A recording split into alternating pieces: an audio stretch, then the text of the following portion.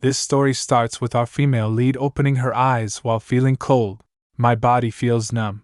She heard voice of glass breaking and wonders what was that noise. A boy was crying over her, and tears were dropping from his face. She looks at the boy and thinks, what mesmerizing eyes. But why is he sobbing? His tears are warm. And she closes her eyes again. After some time she opens her eyes in a room. All the maids seeing her wake up rush towards her calling, Your Majesty! Her Royal Majesty is awake! Her Majesty has awakened! He feels dizzy, she thinks, Her Majesty? Who are they referring to? She looks towards them and wondered, wait, are they talking about me? Then she looks at herself in the mirror and realized that she's changed. She wondered, what on earth happened to me?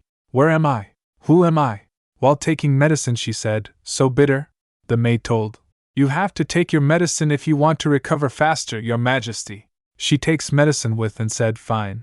After days of enduring bitter medicine and speaking with different people. Diana? Yes, ma'am. I came to the realization that I had somehow entered the world of a romance novel called Lady and the Beast. That was one incredible read. Lady and the Beast was a fantasy romance novel loosely inspired by the fairy tale Beauty and the Beast. The main characters were Blake, the cursed beastly crown prince, and the wild Richard, who both fought to win the heart of the heroine, Diana. I had somehow found myself in the body of Anthea, who was Diana's half-sister. By marrying Crown Prince Blake, Anthea became a princess. However, Anthea took one look at Blake's face, marked by the hereditary curse of his royal family, and took her own life on their wedding day. This incident plunged Blake into despair. He saw himself as a monster and shut himself, and his heart, away from the outside world. His soul descended into darkness, and unable to win Diana's heart, he passed away tragically young. According to the novel, Anthea drowns in the lake, and Blake dives in to recover her lifeless body. But now that my soul is in Anthea's body, she didn't die. She recalled, that young boy from yesterday must have been Blake. If you despise me so much, she thinks, he seemed to cry for me so earnestly that night, but he hasn't come to see me, not even once. It's already been 5 days since I woke up. He must be in pain. His bride tried to end her life because of his cursed appearance. It would be strange if he were all right. She then tries to stand up. The maid said, Oh, Your Majesty, do you want to go somewhere? She replied, I want to visit the Crown Prince. The maid asked, You want to see His Royal Highness? Madam, with all due respect, the Crown Prince was deeply shocked by what happened. Perhaps it would be best if you waited a few more days before making any announcements, Anthea said. Don't worry about anything. Just lead the way. The maid complied. Yes, Your Majesty. While walking in the hallway following the maid, Anthea thinks, I have no intention of leaving Blake. In fact, in Lady and the Beast, Blake was my favorite character. Oh no, I couldn't believe it when Diana chose Richard over Blake. Poor Blake.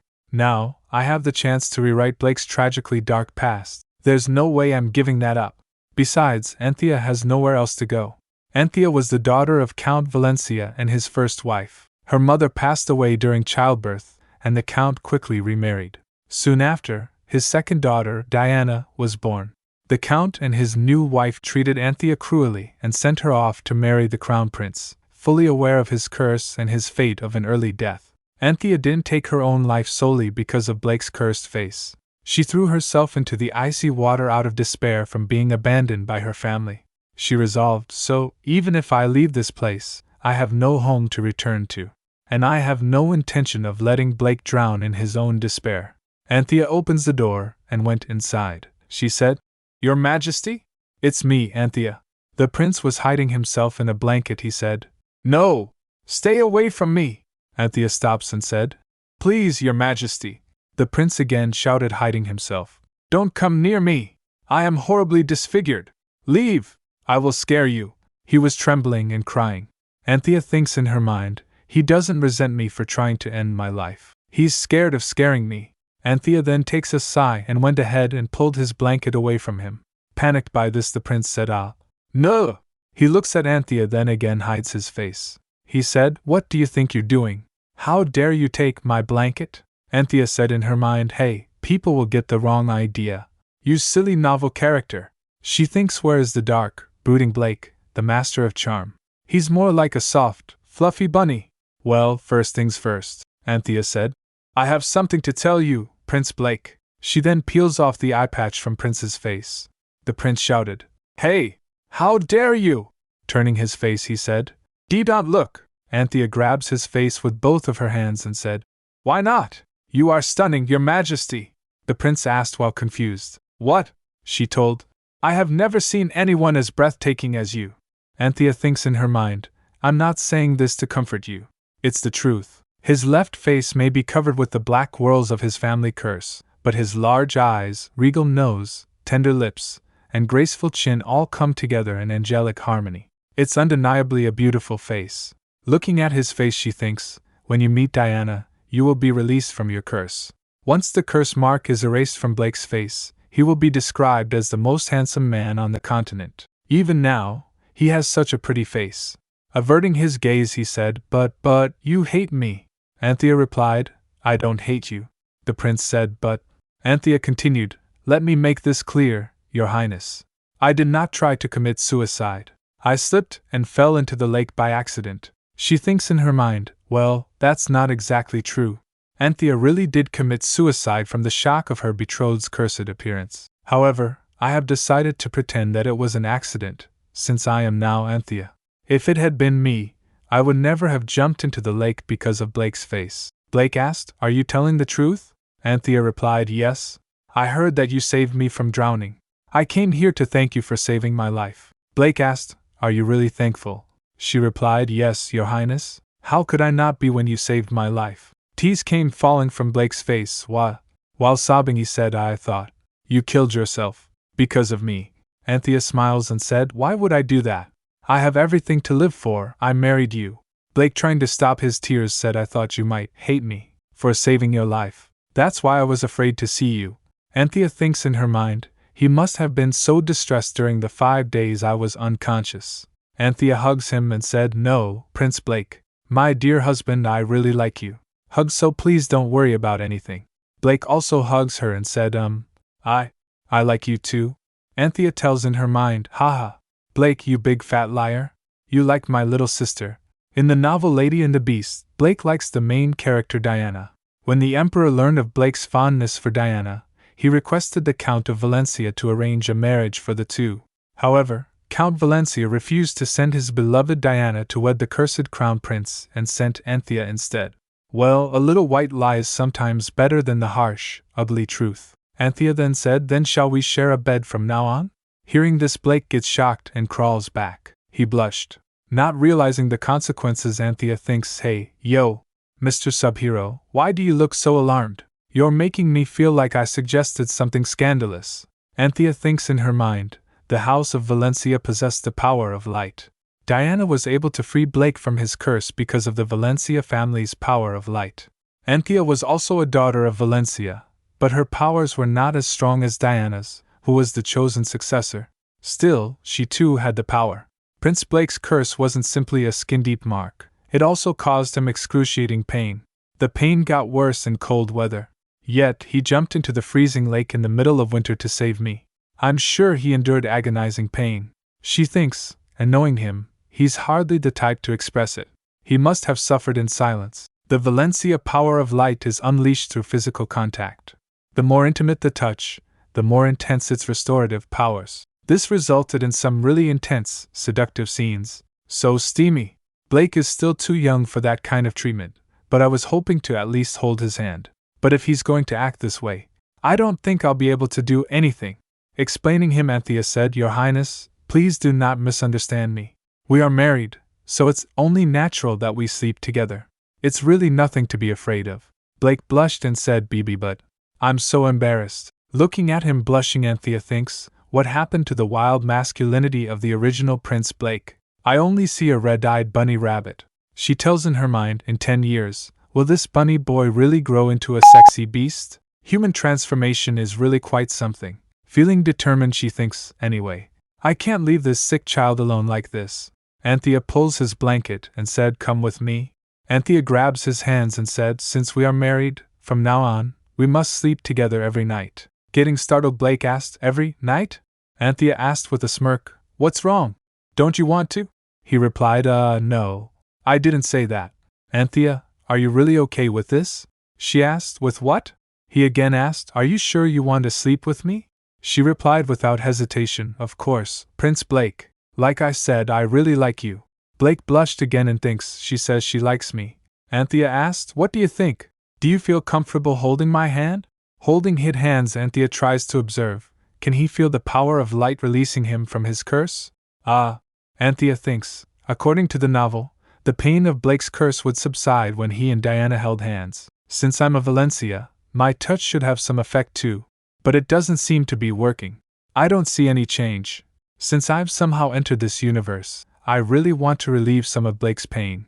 While she was busy thinking Blake was continuously blushing, she resolved, I guess my powers aren't strong enough. She leaves his hands and turns. Huh! Blake stops her and said, No, don't go. As she was about to leave, he hugs her from behind and said, Anthea, your hand. Your hand is so nice and warm. He said, so please, don't leave me. Blake's teary voice. Anthea replied, Don't worry. I'm not going anywhere. He asked. Really? She replied, trying to reassure him. Yes, really. I just came down from the bed to pick up the blanket. Blushing, Blake crawled back. Anthea smiles and thinks, after giving me a back hug, he trembled. She said, If you don't want to sleep with me, he asked. His voice was breaking. No, it's not that. I just wanted to make sure. Are you really willing to sleep with a monster like me? Anthea scolded him gently. Your Highness, please don't say that word. You are not a monster, he stammered. But, Anthea gently lifted his hands and said, Didn't I tell you? I think you are so beautiful. You are far from being a monster.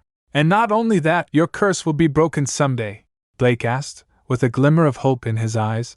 My curse will be broken, she told. Yes, I'm sure of it. When you turn 18, your curse will be broken, and you will live happily ever after. So until then, please be strong and ignore what other people say, he questioned, while sounding uncertain. When I'm 18? Anthea explained in her mind. In the Valencia family, just as one member always becomes the successor and protector of the power of light, one person in the Zerthilian imperial household always inherits the family curse. Long ago, the first emperor, Philip, became the lover of the goddess of light. As a sign of her affection, she bestowed some of her powers upon him, and with this power, Philip founded a mighty empire. However, after becoming emperor, Philip betrayed the goddess and fell in love with another woman. In her rage, the goddess cursed his descendants, a curse that would be passed down through time. The cursed successor would bear black birthmarks on their face that would slowly and painfully spread over their body, ultimately leading to death before adulthood. Even you, Blake, come close to death on the night of your 18th birthday. But when you meet Diana, you'll be freed from the curse, Anthea said, holding out her pinky. I promise you, you will never be defeated by the Zerthilian curse. Cross my heart and hope to die. Hearing this, Blake snatches away his hand and said, No, don't ever say that again. You must never die, Anthea. Even if I die, you must live. He trembles while saying. Anthea grabs his trembling hand and said, Don't worry, I won't die. And neither will you, Prince Blake. So don't worry, he whispered, while his voice is shaky. Anthea, she said as she wiped his tears. My dear husband is such a crybaby, he protested. I am not a crybaby, she teased. Yes, you are, he insisted. I am not. She showed him smiling and asked, Then why is my handkerchief all wet? Blake repeated, but his voice was soft. I am not a crybaby, she comforted him. All right. It's okay, he wailed softly. No, Anthea said, gently patting his back. Everything will be okay, don't worry. His eyes glittered as he blinked sleepily. He fell asleep. She murmured before opening her eyes the next day. She wondered, watching his innocent, sleeping face. Did he hold my hand all night long? He's so cute, she thought. She gently patted his head, but then his eyes fluttered open. Bale opens his eyes and smiles, she asked. Huh! Why are you smiling? He replied, while his face was glowing with joy. Because I'm so happy, she asked, while surprised. Why? He said, his voice filled with warmth. Because you are lying by my side. She was touched by his words. She thought to herself as the birds outside chirped in the early morning. I wish I could always make you smile like this, she tells in her mind. The next few days passed peacefully. I spent all my time with Blake. One thing I noticed was that Blake rarely left his room unless it was absolutely necessary. He would eat and read in his room, keeping to himself. I also noticed something peculiar about his eating habits. Not again, greens! More greens, Anthea thought, staring at the plate in front of her. For 3 days in a row, during every single meal, it's the same thing. Does the cook think we're rabbits? The menu was almost identical each day. This is the same salty soup as yesterday's, she asked, siding at the table. Prince Blake, what kind of food do you like? While eating, he answered, I like everything. She probed further. Do you enjoy meat and fish? He replied eagerly, yes. Anthea concluded. Okay, so Blake is not a vegetarian. He may be cursed, but he has no dietary restrictions, she thinks in her mind. Then why is it always wilted salad and rehashed leftovers? I wondered. There could only be one reason. The staff had no respect for the monster, Crown Prince. Blake may be the Crown Prince and I his wife, but we were young and powerless. The servants were blatantly slighting us. The current Lord Chamberlain, Brown, the eldest son of Marquis Hamel, had clearly gone too far. Then Blake asked, Anthea? Is the food not to your liking? And wanting to worry him, she lied. No, no! The food is fine, Anthea called. Melissa. She came and responded. Yes, Your Highness, she said. After the meal, please ask the Lord Chamberlain to come to my room. There's something I need to ask him. Melissa responded with a bow. Yes, Your Royal Highness. Turning her attention to Prince Blake, Anthea offered him. Try these roasted mushrooms. Blake hesitated. I don't really care for mushrooms, Anthea insisted. You must eat them. They're good for you. Come on, now. She watched him as he complied. Don't just wash it down with water. Chew it before swallowing. Blake took a bite, gulping it down, and feels proud I ate it, he said softly, holding her hand. Your hand is so nice and warm. Whenever I hold your hand, I feel better, Anthea. Anthea puffed her cheeks in delight. So cute, she thought, her heart swelling. She said, I'm so glad. Now eat the rest of the mushrooms, Blake said obediently. Okay. As she watched him eat, Anthea wondered to herself, if my hand comforts Blake, does this mean I also possess some power of light? After some time, the servant said, Your Royal Highness, Lord Chamberlain Brown is here to see you, Anthea told. Show him in.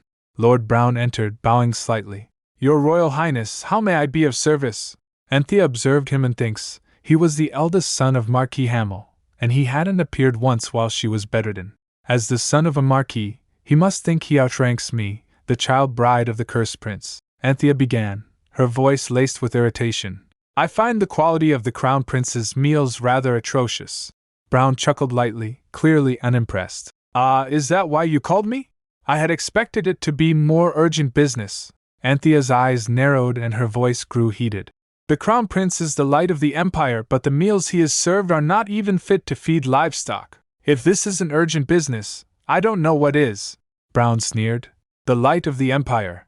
Your Royal Highness, you are new to this, so you probably aren't aware that the budget set aside to maintain the Crown Prince's household is not very high. His Imperial Majesty does not give us sufficient funds, so what can we do but scrimp and save? Anthea thought, blatant liar. She thought perhaps the Crown Prince's allocations doesn't allow for luxuries, but I'm sure it is enough to provide meat at the table. She kept her composure. I understand, she said calmly. Brown, misinterpreting her response, said, What a relief. I was afraid you might not understand the situation because of your youth. I am so glad your Highness proves to be sensible. Anthea's expression hardened. She said, I shall release you from your duties. Brown's face paled. He furiously asked, What? What did you just say? He was clearly taken aback. Anthea called out, Lord Edmund. Then she said, Take Brown Hamel to the dungeon for embezzlement of the imperial coffers, and make sure to carry out a thorough investigation of his crime. Brown roared as his face turning red with rage. Embezzlement? Do you even know the meaning of that word? Anthea responded coldly. I do. What you did is the very definition of embezzlement. Brown trembled, his confidence waning. He shouted as Lord Edmund approached. Unhand me at once! Do you know who I am? I am the heir to Marquis Hamel. That little girl married the cursed monster, and now she wants to play princess? Anthea remained calm as Brown was dragged away, his threats echoing in the hallway. Mark my words! You will pay for this! He screamed. Anthea instructed. Please add this to the list of Brown's crimes: contempt of the Crown Prince and Princess. Lord Edmund responded with a nod. Yes, Your Royal Highness. After that, Lord Edmund dragged away Brown as he was shouting, "Let go of me." I said, "Let go." Lord Edmund stares at him, and Brown froze in fear.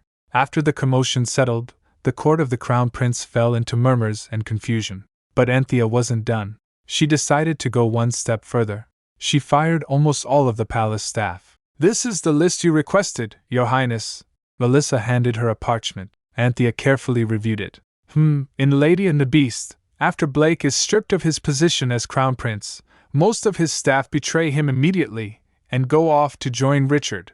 There's no need to keep future betrayers by his side. She flipped through the list, marking names. Him, and him too. She made her decision. Everyone on the list with a mark next to his or her name is fired. She got rid of everyone who would betray Blake in the novel.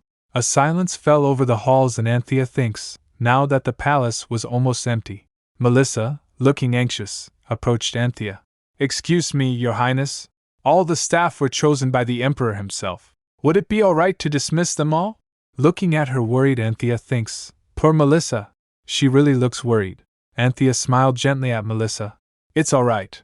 Don't worry about a thing." Melissa's face glowed and she said, "Yes, ma'am.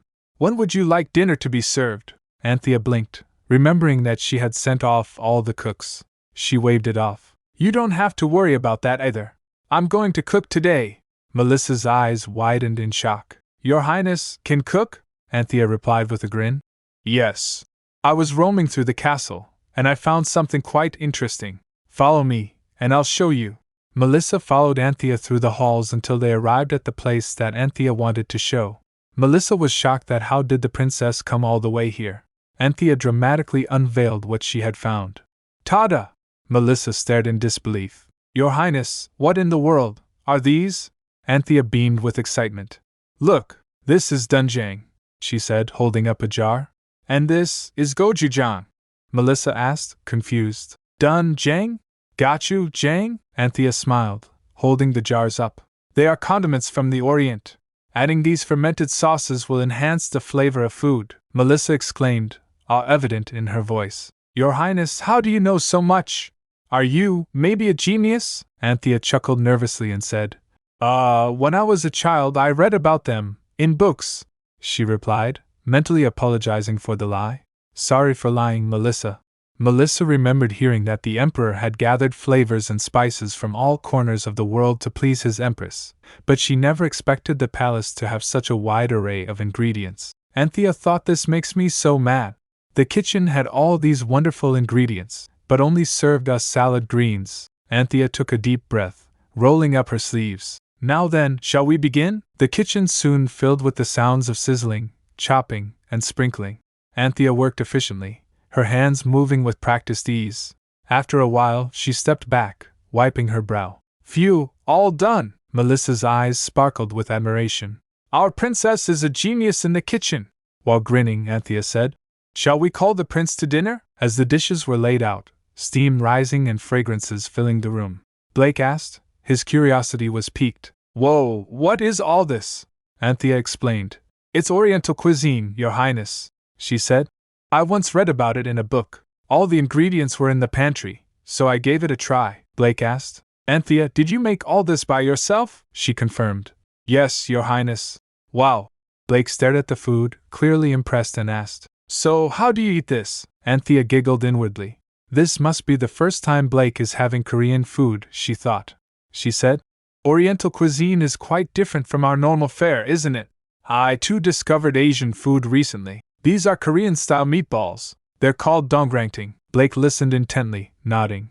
Anthea added with a playful smile, "Because they're round and cute, just like you." Blake blushed slightly. "You think I'm cute?" Piercing the meatball with a fork, Anthea laughed and said, "Yes. You're like a little bunny rabbit. Now open your mouth." Blake obediently opened his mouth as Anthea fed him a meatball. Nom nom. Blake chewed, his face lighting up, his eyes widened in delight. He said, "Wow, so yummy!" Anthea asked, while her heart warming at the sight of his happiness. "Do you like them?" Blake nodded enthusiastically. Yes, yeah," Anthea said, while gesturing toward the steaming pot. Now, this stew is called doenjang jjigae. Try it on your own, Anthea told.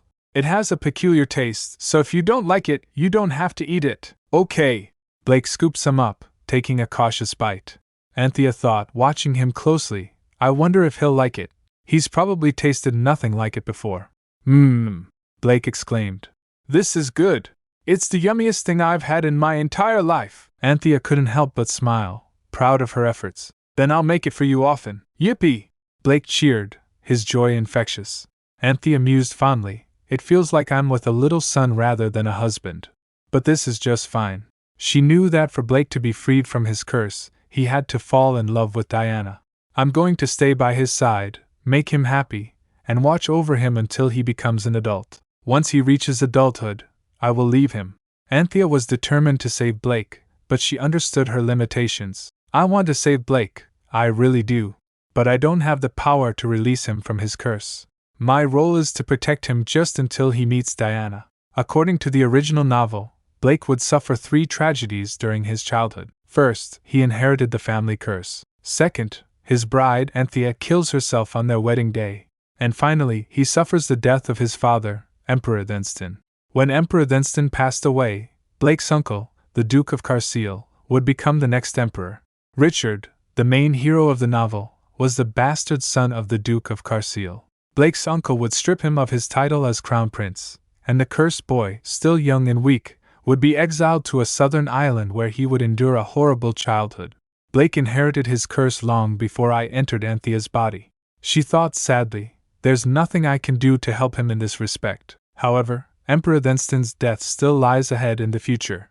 If I try, maybe I can prevent it. She thinks, after Blake's wedding ceremony in the novel, the Emperor had gone to the Valley of Chaos. Anthea decided she would wait patiently until he returned. After a few days, Anthea concluded, as it turned out, Blake loved Korean food. He didn't pretend to like it out of politeness. His admiration was genuine, he said with respect. Anthea, this is so good!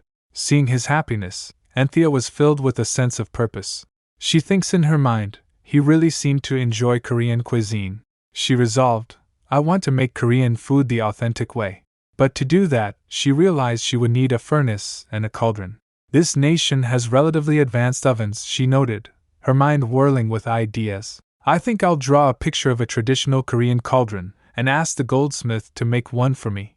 Once the cauldron is made, I'll ask him to build a furnace in the palace kitchen. Anthea wandered around, measuring potential spots. Now, where would be a good spot to place the cauldron? Just as she was inspecting a corner, a voice startled her. What are you doing here? Someone came and stood near her. She heard the sound of steps. Ah! She yelped, jumping in surprise. Turning her head, she said, Hey! You scared me! The person apologized. Extending his hand toward her, he said, Sorry.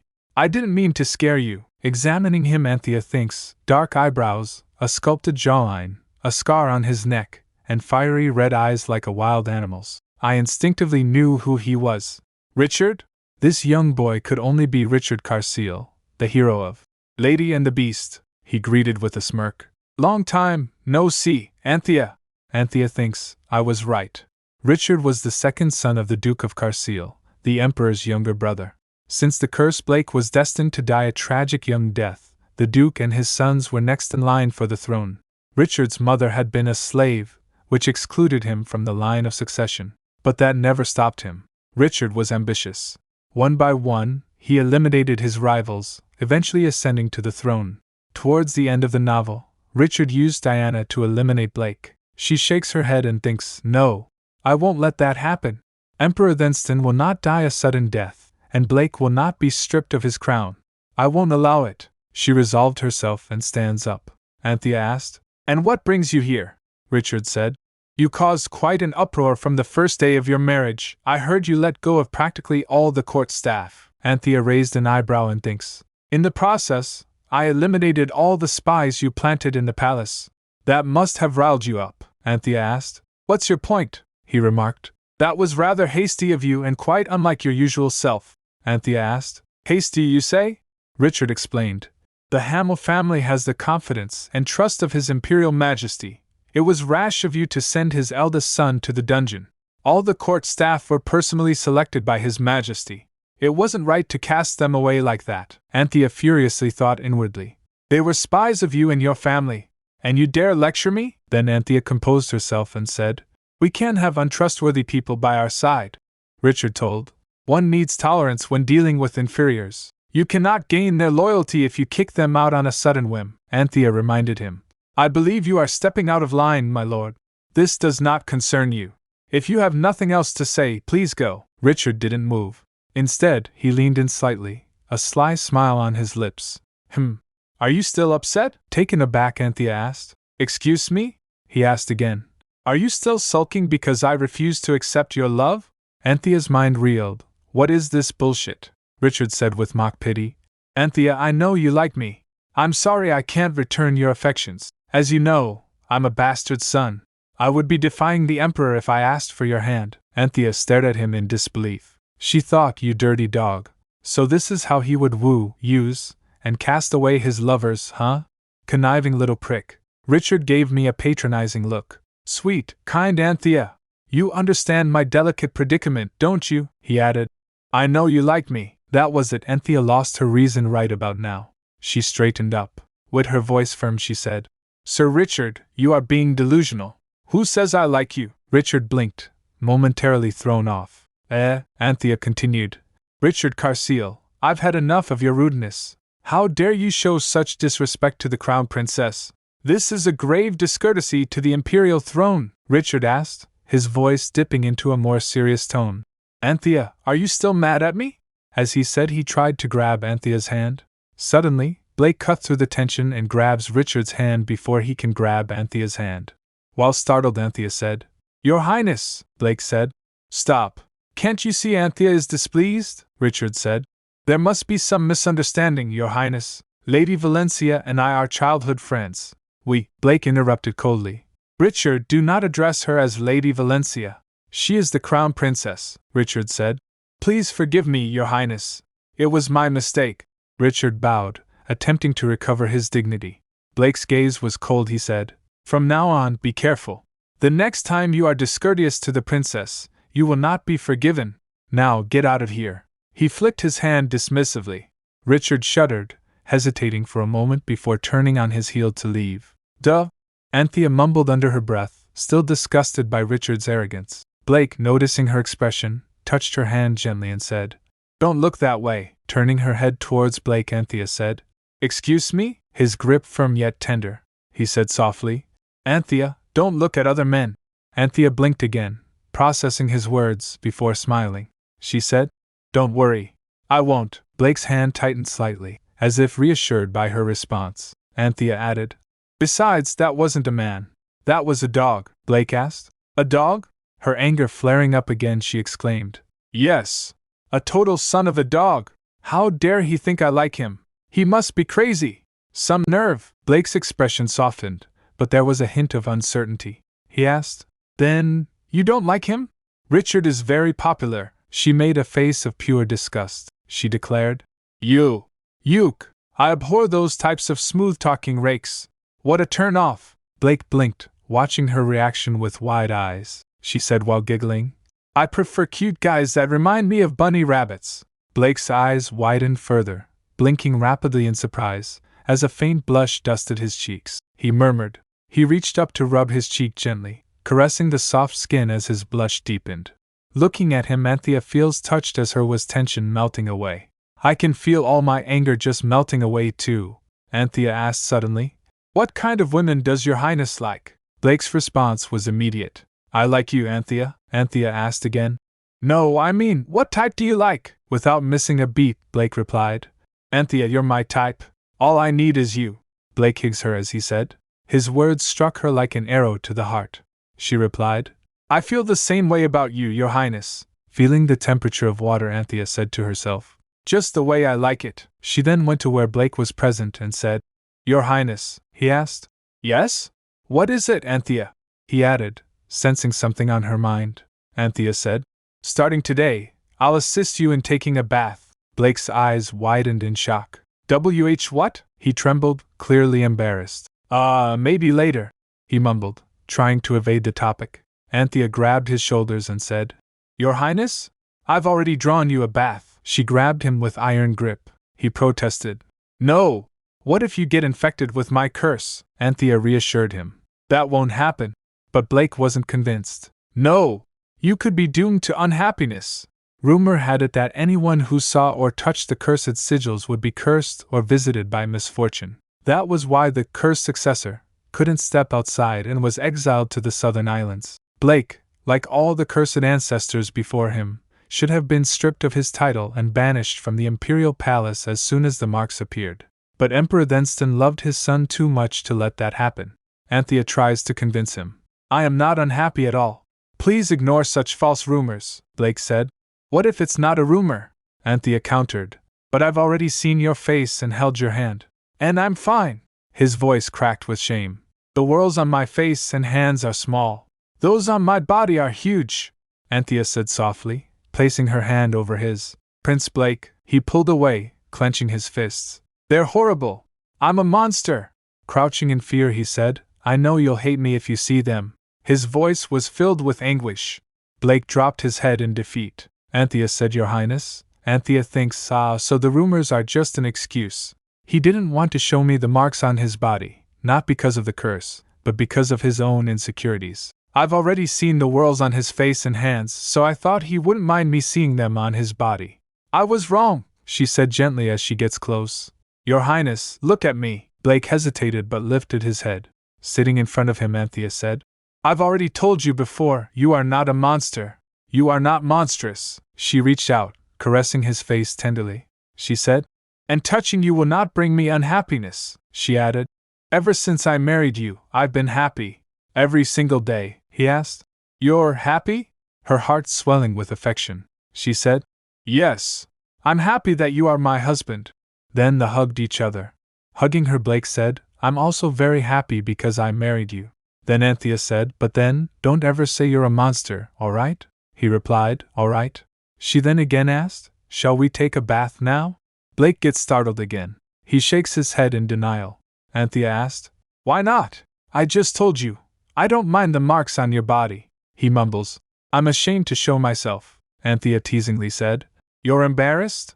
While blushing, Blake said, Don't make fun of me. She continued, I'm not making fun of you. I just think you're cute. Blake protested. See? You're making fun of me again. Anthea asked, If you're this shy, how did you endure the maid waiting on you while taking a bath? He answered, I had no problem before, because it wasn't you. Anthea asked, Are you discriminating against me, Prince Blake? Opposing her, Blake said, And no, of course not. Anthea squeezes his hand and said, If that's true, step into the bathtub. Blake nods his head, resolving himself. Before undressing, he pauses and hesitatingly said, You'd better promise that you won't take fright. Anthea said, You promise not to say anything like that anymore. Blake countered, Don't forget, you promised not to hate me after seeing my body. Anthea said, If you talk this way again, I'm really going to be mad. I mean it this time. While concerned, Blake again said, Promise not to leave me. Anthea thinks, I must leave Blake before he turns 18 years old. Only the novel's heroine, Diana, can free him from his curse. My role in this story is to protect him throughout his childhood and back away when the time is right. Blake asked, Why won't you answer me? As tears dropped from his face, he asked, Anthea, are you planning to leave me? Anthea clenches his fist and said, No, of course not. She thinks inwardly. I'm sorry I have to lie. She then said, Where would I go without my little bunny rabbit husband? But this is a white lie. He asked, You promise? Wiping tears from his face, Anthea said, I promise. This is my home now. Let's go take a bath. We don't want the water to get cold, do we? Blake replied, All right. After that, Blake hesitates, but still took of his shirt.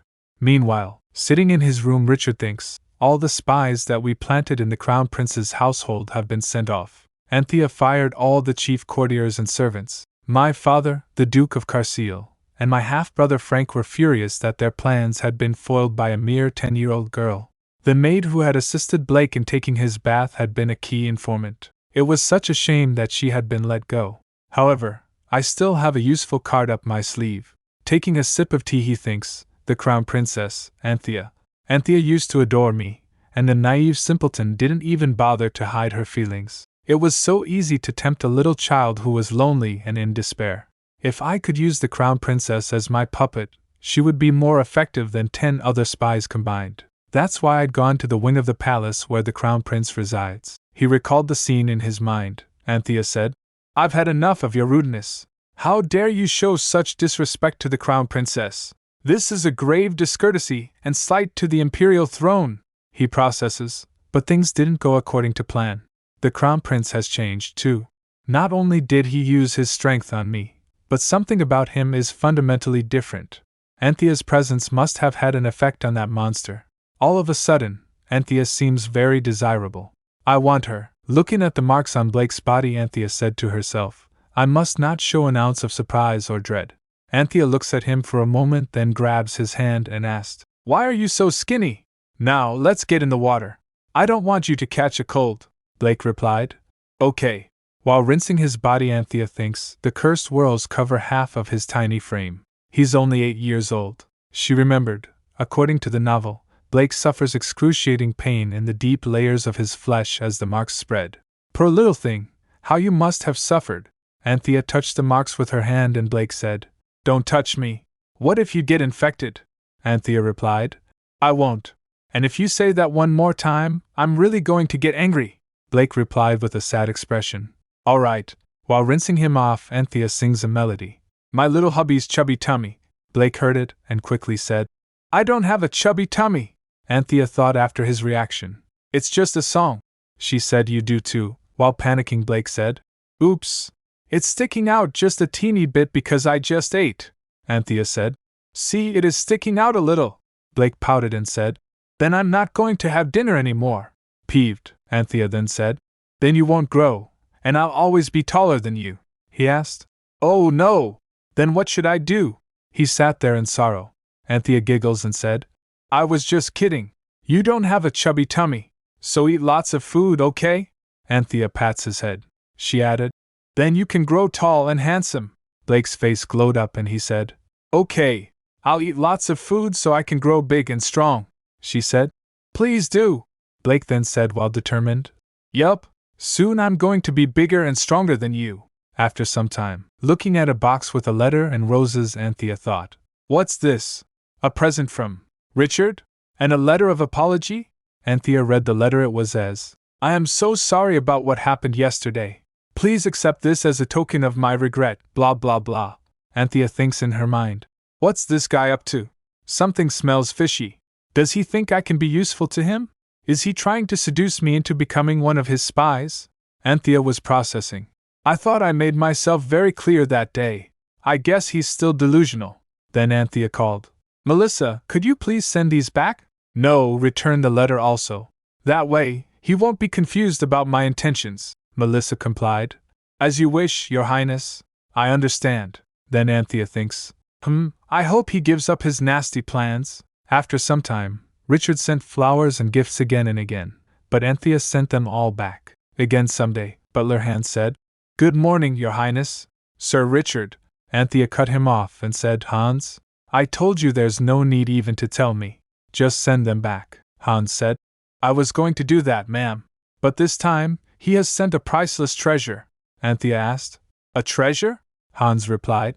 "Yes, Your Highness. It's a ring set with mermaid's breath." Anthea felt rage and said, "Crazy bastard. Mermaid's breath is a manna stone that contains the power of the sea. There are only a few in existence in the entire world. In Lady and the Beast, Richard gave Diana that mermaid's breath ring. Anthea wonders, why did he give me this? This should go to Diana. He's lost his mind in his desire to recruit me as his spy." She remembered in the novel, it is described as one of the most beautiful jewels in the entire world. "I'm rather curious, but I won't take a look. Who knows what Richard is up to? I refuse to fall into his trap," Anthea said to Hans. "I don't want to see it. You can tell him that I wouldn't even accept a mine full of manna stones from him," she said with a determined resolve, so he should stop wasting his time and mine. After a few days, Anthea went outside the palace with Melissa and Sir Edmund. Excited by this outing, Anthea said, "Melissa! Edmund! Come quick! It must be over there!" Melissa said, "Your Highness, could you please slow down a little?" But Anthea was excited to leave the palace grounds for the very first time. Anthea dashed towards the blacksmith's. Standing in front of the blacksmith's shop, Anthea's heart raced. The blacksmith's, at last! Inside the shop she pulled out a design. This is the cauldron that I want custom made. Do you think you can do it? Blacksmith thinks for a moment, looking at the design, and then said, I shall give it a try, Your Highness, he reassured. There's nothing I can't make with my forge, the blacksmith boasted confidently. Anthea said, Thank you, he replied. It's my pleasure, ma'am. While on the way back, Melissa inquired, Your Highness, is there any other place you'd like to go to? Anthea refused, she said. No, let's return to the palace now. She thinks in her mind, Blake is probably wondering where I am, and waiting for my return. Anthea rushed back to the palace, practically hopping with excitement. Blake was there waiting for her, beaming as he saw her approach. He called Anthea and quickly rushed to her and hugs her. He asked while smiling, Did you have a nice time in the town area? Anthea replied, Yes, thank you. I had a nice day. Blake asked, concerned. Was there anyone or anything bothering you today? Anthea reassured him, gently stroking his hair. Not at all. Did you worry about me? Blake said. Yes. It was getting late, and you weren't coming home, she said to herself. I'm glad I returned to the palace straight away. Anthea then puts his hand on Blake's face and said, Now why don't we take off your mask? She pulled it off and said, I'm sure you will feel much more comfortable. Blake hesitated and said, Anthea, you always want me to take off my clothes. Now you want me to take off my mask too? Anthea thought. Wow, now you're talking like a hero of a trashy novel. People might get the wrong idea, she said with a grin, while caressing him. Why not? It always makes me happy to see the handsome face of my husband, Blake said, blushing. It always makes me happy to see you too, Anthea, she asked hopefully. Then will you take off your mask when it's just the two of us? He replied. Sure. Anthea noticed how touchy-feely Blake was acting. She asked, Prince Blake, did something happen while I was away? No, nothing, Blake replied quickly. Anthea asked again, Are you sure? Blake hesitated, then finally admitted, Well, to be honest, I was a little afraid that you had run away from me. But now that I know you won't abandon me like that, I'm fine. Anthea noticed his hands were shaking. She said, Do not worry, dear husband. I am not going anywhere. Really? Blake asked, thrilled. She said, Yes, really. But if, by any chance, you fall in love with someone else, I shall not be in your way. Blake asked, confused. Why do you say that? Anthea explained. Our marriage was arranged by the Emperor, your father. It was not done with your approval or consent. Later on, when you are all grown up, you may discover that you love someone else, Blake declared firmly. No, Anthea. I will always love you and only you, Anthea said to him. Your Highness, when you become an adult and are released from your curse, you will become the most dashing prince. Beautiful women from all over the world will fall in love with you, Blake said earnestly. You are the most beautiful woman in the world, Anthea said. Maybe for now, but you may change your mind once you are older. You are still young, so, Blake said with serious expressions. Madam, you are my one and only wife, and I, Prince Blake, am your one and only husband. I don't need any other woman, Blake asked while tensed. By any chance, do you feel the need for another man? She exclaimed. No, of course not. All I ever want or need is you, Your Highness. Anthea thought, Diana is the only person in the world who can free Blake from his curse. White lies are all very nice, but I really should not cross the line. Then Blake hugs her, and while embraced he said, I know I'm being selfish, but could you please stay by my side, just until my death? It won't be too long.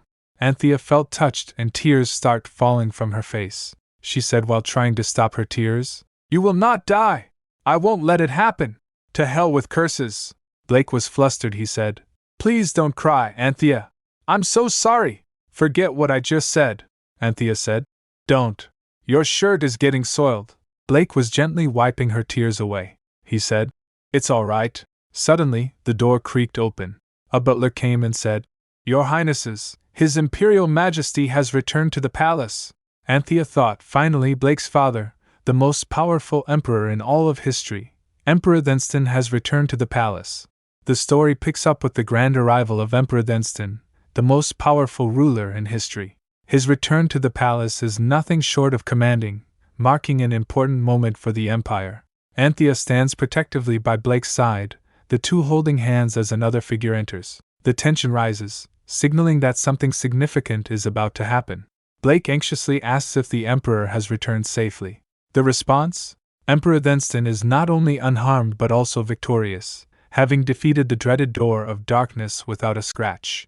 Anthea and Blake exchange a glance, knowing this is just the beginning of what's to come. Blake reassures himself with quiet confidence, saying, "I'm sure he did. My father is a strong man." But as his words fade, a heavy silence lingers in the room. Anthea notices that the Emperor has not yet called for Blake, his son, leaving her concerned. Suddenly, the servant informs Princess Diana that someone from the blacksmith's shop has come to see her. Surprised, Diana simply responds, "I see." Anthea politely asks Blake for permission to leave, saying she'll be right back. Blake smiles and responds warmly, "Sure. Take your time, Anthea." As Anthea walks alongside the servant, he hesitates before revealing the truth. "Your Highness, actually, it's not the blacksmith that wants to see you," he admits. Anthea's eyes widen as she asks, "Did His Imperial Majesty summon me?" The servant confirms, "Yes, Your Highness," then curiously asks how she knew. Anthea pauses before replying. "Well," Anthea thinks to herself, "I had a feeling the Emperor would want to see me." She thinks that Hans fabricated the story to prevent Blake from feeling hurt by his father's indifference. Anthea reflects, acknowledging, "Hans is very thoughtful." The servant hesitantly suggests, "He's probably displeased about your letting go of the staff." Anthea, however, confidently thinks, "I'm pretty sure he's not angry about that, although he may pretend to be." As she continues walking, Hans advises Anthea, "If he says anything regarding that, just apologize profusely. I'll tell His Majesty that I counseled your actions, and he will forgive you." Anthea reflects on his words, realizing Hans is willing to risk his life as a commoner to protect her. She recalls how, even in Lady and the Beast, Hans was ready to sacrifice everything for Prince Blake. "Hans," Anthea calls softly as they walk. "Yes, my princess," he replies, his voice steady and attentive. "Please don't sacrifice your life so easily," Anthea says earnestly. "If you're not around, who will protect the crown prince?" Hans looks concerned and tries to protest. "But Your Highness," Anthea reassures him with a bright smile, "there's no need to worry. I'm confident I can sort things out." Hans gazes at her in awe, softly uttering, "Princess Anthea." Hans smiles brightly and declares with unwavering loyalty, "I shall always be at your service." The tale shifts to the Empire of Light, a place once favored by the goddess of light. However, after Emperor Philip betrayed her, his descendants were cursed to bear the weight of his actions for all eternity. The palace worked tirelessly to conceal the curse, a dark secret tied to the throne. Despite this, the goddess of light cherished the empire and sought to protect its people from the tyranny of their rulers. To deliver her warning, she cursed one descendant in each generation, ensuring her message would not be forgotten. The imperial court, desperate to protect its honor, spread false rumors about the cursed successor. He became the scapegoat for the empire, with whispers of the curse being contagious. Ultimately, the cursed successor was banished to the southern islands, where he lived out his days in exile until his death. However, Emperor Destined chose not to exile Blake. Instead, he sent him to an annex of the palace, deeming it unnecessary to formally dethrone him. The prince was believed to be doomed to an early death anyway. The greatest courtesy the emperor showed his son, for whom he had no affection, was neglect. Or so it seemed. Emperor Destined's indifference was merely an act, carefully crafted to protect his only son from the dangers that surrounded them. Anthea reflects on the bond between father and son, acknowledging, "The emperor loves his son dearly, and Blake yearns deeply for his father's affection." Determined, she thinks to herself, "I must win His Majesty's favor and serve as a bridge between father and son." Anthea, filled with determination, steadies herself and thinks, "I know I can do it." The attendant announces with a bow, "Your Imperial Majesty, the Crown Princess Anthea has come to pay her respects." The soft sound of her step echoes. Anthea steps forward, her figure poised and graceful. The sound of her shoes tapping the ground resonates through the air as she bows her head respectfully before the grand palace. Anthea steps into the grand hall, her voice steady and respectful. "Good morning to Your Majesty, the light of our empire," she says, her words ringing with sincerity. The emperor sits regally upon his throne, his presence commanding and unmoving, as the sound of her greeting echoes softly in the room. Anthea stands frozen, her emerald eyes wide as she stares at the emperor. Silence fills the air as her thoughts race. Oh, my God. The Emperor, surrounded by an aura of regality and roses, meets her gaze with a calm yet piercing expression. Anthea's inner thoughts swirl in disbelief. Why isn't he the main character of this tale? Just look at this gorgeous hunk. From any angle, he is the perfect debonair hero of romance. The Emperor, seated atop the grand staircase with a commanding presence, speaks. Long time no see, Princess. I heard you sent Lord Chamberlain Brown to the dungeon. Please explain yourself. Anthea gulps, realizing the gravity of the situation, even as her thoughts remain distracted. Anthea straightens her back, addressing the Emperor confidently. She explained, the Lord Chamberlain was embezzling palace funds. All I did was give him the punishment he richly deserves. Gasps echo through the hall as murmurs rise. Embezzlement? A nobleman near the staircase flares up, his face red with indignation. My son has always been loyal and dutiful to the Empire. How dare you try to frame him with your blatant lies? His voice rises into a howl, drawing unwanted attention. This is mortifying. Anthea remains composed, holding her ground despite the nobleman's outburst. Mortifying? She echoes, her voice calm but resolute. How could anyone be mortified when the evidence is so obviously clear? She gestures to the meticulously detailed ledger in her hand titled, Acts of Treason by the Lord Chamberlain. Turning to the Emperor, she steps forward confidently. Your Majesty, please allow me to present this ledger for your examination, she declares, holding out the incriminating document for the court to witness. As the Emperor flips through the ledger, his expression remains unreadable. The tension in the room is palpable, and all eyes are on him. Finally, he speaks, his voice cutting through the silence like a blade. Your son has been very busy, stealing from my coffers, the Emperor declares coldly. Gasps ripple through the gathered court as the nobleman's face pales. His previous confidence crumbles, replaced by visible shock and panic. The Emperor's words are decisive, and the evidence undeniable, leaving no room for the accused to retaliate. The nobleman, Marquis Hamel, erupts in anger, his voice trembling as he accuses the princess of orchestrating a conspiracy. This is a malicious conspiracy. My son has been the Empire's most loyal subject. But Princess Anthea's composure remains unshaken. She steps forward and delivers her rebuttal with sharp precision. Your son ordered the imperial chef to serve days-old thin spinach soup to the crown prince while reserving the choicest veal steaks for himself, Your Majesty. Marquis Hamel, she continues, her voice steady and firm.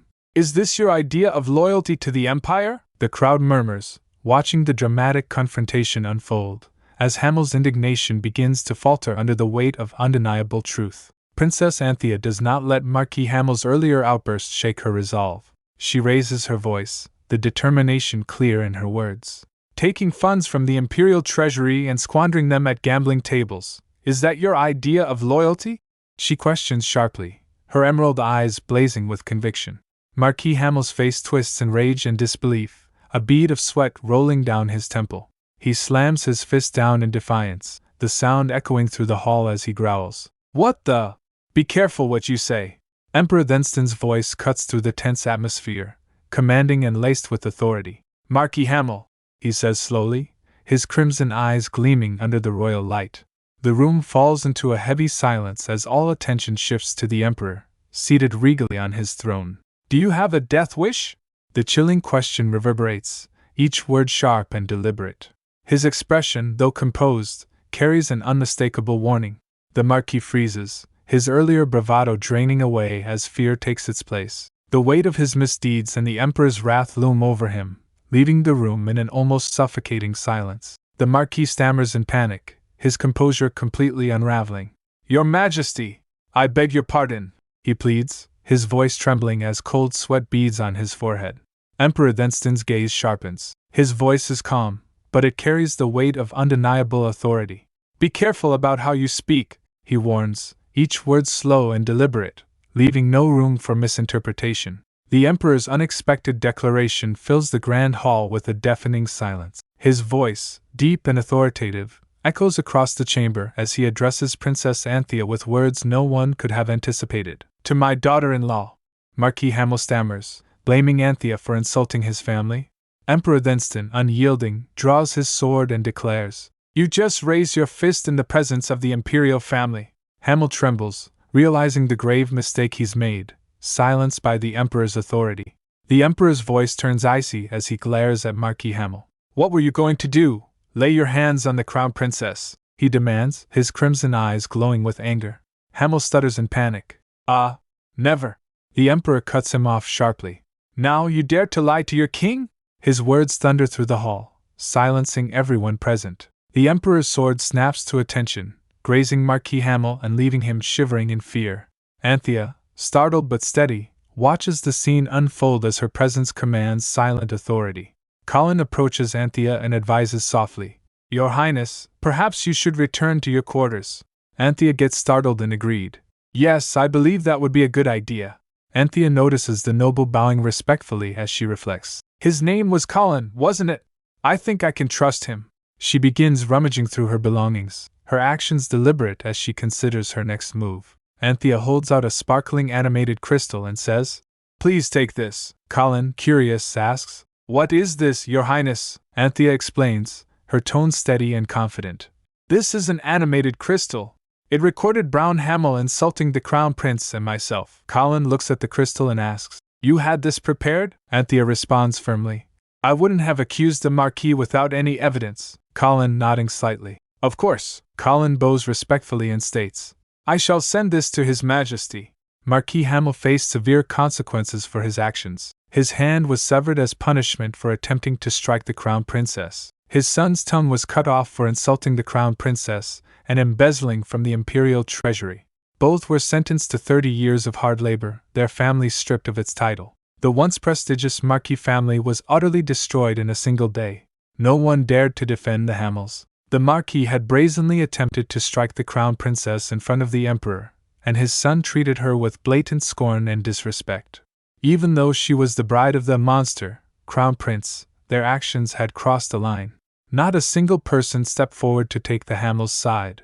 Anthea reflects as she sits, noting that the Emperor's official duties for the day must be over. Yet, he has not summoned her or Blake. She wonders anxiously if this silence signifies his intention to continue neglecting Blake for the rest of his life. Anthea reflects that Emperor Destined might have used the Hamel family's downfall as an excuse to eliminate them, a plan she inadvertently supported. She hoped her role would earn her a private audience with him, but his continued silence frustrates her. Determined, Anthea resolves not to let things remain as they are. Anthea decides to take matters into her own hands, resolving to meet Emperor Destined herself. She instructs Melissa to prepare a carriage, intending to go to Fillion Castle. However, Melissa hesitantly advises her to formally request an audience with the Emperor first, expressing concern over her direct approach. Anthea decides against making a formal request, reasoning that an unannounced visit might yield better results. Smiling confidently, she asks Melissa to prepare the carriage. Melissa complies, and Anthea steps into the elegant carriage, ready to confront the Emperor directly. As Anthea prepares to leave, she feels a gentle tug on her cloak. Turning, she sees Blake standing there, his hand clutching her cape, his expression filled with concern. Prince Blake, she whispers, her heart moved by his silent plea. The delicate moment is surrounded by an aura of blooming flowers, emphasizing the deep bond between them. Blake looks up at Anthea with his fiery red eyes, a mix of curiosity and concern in his voice. Anthea, where are you going? He asks. Anthea, wearing a gentle smile, replies, I want to visit the village square. But Blake, unconvinced, furrows his brow and counters. Don't lie. You're going to see my father, aren't you? His sharp intuition leaves her momentarily speechless. Anthea reassures Blake with a soft smile. I'll be right back. But Blake, with determination in his voice, insists. Let's go together. His red eyes filled with sincerity, he adds. I will protect you. So if you're going to see the Emperor, let me come with you. His words leave Anthea both touched and slightly taken aback. Anthea contemplates for a moment before nodding gently. Very well. Let's go together then. Blake's face brightens with a wide smile, his enthusiasm shining through as he exclaims, Good! The bond between them seems to strengthen with this simple yet significant agreement. Anthea and Blake hold hands tightly as they step into the carriage. Anthea's thoughts turn inward, reflecting on the complex bond between the Emperor and his son. I know the Emperor loves his son, she thinks, her gaze softening as she glances at Blake. As the ruler of the Empire, he cannot summon the Cursed One openly. But I believe if Blake approaches him first, the Emperor will not turn him away. The carriage begins to move, the road ahead promising a new chapter in their journey. As the grand castle looms ahead, Anthea and Blake arrive with determination. Anthea thinks to herself, his meeting with the royal counselors must be over by now. We should go directly to his private chambers. The sound of their steps echoes through the regal hallway, building anticipation. Reaching the grand doors, guarded by stoic sentries, they pause, ready to face the emperor once again. As the guards move to secure the imperial office, one sternly states, "You may not enter the imperial office unless you have made a formal request for an audience beforehand." Their strict demeanor halts Anthea and Blake, the air filled with tension as the guards maintain their authoritative stance. Anthea steps forward, her emerald eyes blazing with determination, as she declares, "How dare you attempt to lay your hands on the crown princess?" Her words echo with unwavering authority, commanding respect and putting everyone on notice. Anthea smiles confidently, turning to Blake. "Prince Blake, let's go in," she says, her hand reaching out to clasp his firmly. Blake, reassured by her strength, nods as they step forward together, ready to face what lies ahead. Anthea and Blake push open the grand doors, stepping inside. Anthea freezes mid-step, her emerald eyes widening in shock. Beside her, Blake's expression mirrors her surprise. Before them stands Emperor Destined, casually drying his hair with a towel, his royal composure undiminished despite his relaxed state. The scene is framed with elegance, as if even this unguarded moment exuded regal perfection. Anthea's thoughts spin wildly as she processes the sight, the sheer unexpectedness leaving her speechless. Emperor Destined, radiating an almost ethereal glow, turns his gaze toward Anthea and Blake, his tone composed yet curious. "What brings you two here?" he asks, his deep voice filling the room. Anthea, startled and blushing furiously, struggles to find her words. Meanwhile, Blake, ever composed in his father's presence, steps forward, ready to answer, though clearly taken aback by the Emperor's casual demeanor. Anthea's thoughts race as she tries to recover her composure, her cheeks burning a bright crimson. Why is he so perfect? She wonders, her heart pounding. The Emperor's chiseled form reminds her of the romance novels she used to read, throwing her completely off guard. Meanwhile, Emperor Destined's piercing gaze settles on her as he reiterates, "I asked what you're doing here." His tone is calm yet firm, breaking through Anthea's flustered internal dialogue. Anthea shakes herself mentally, determined to regain focus. "Pull yourself together, Anthea," she scolds herself. "You need to win the Emperor's trust and serve as a bridge between father and son. A sincere compliment might be the best way to start." She takes a deep breath, searching for the right words. "Come on, think of something flattering to say," she urges herself, hoping to impress Emperor Destined and salvage the situation. Anthea blurts out, "Your Majesty, what sexy abs you have!" Her words hang in the air as silence descends upon the room.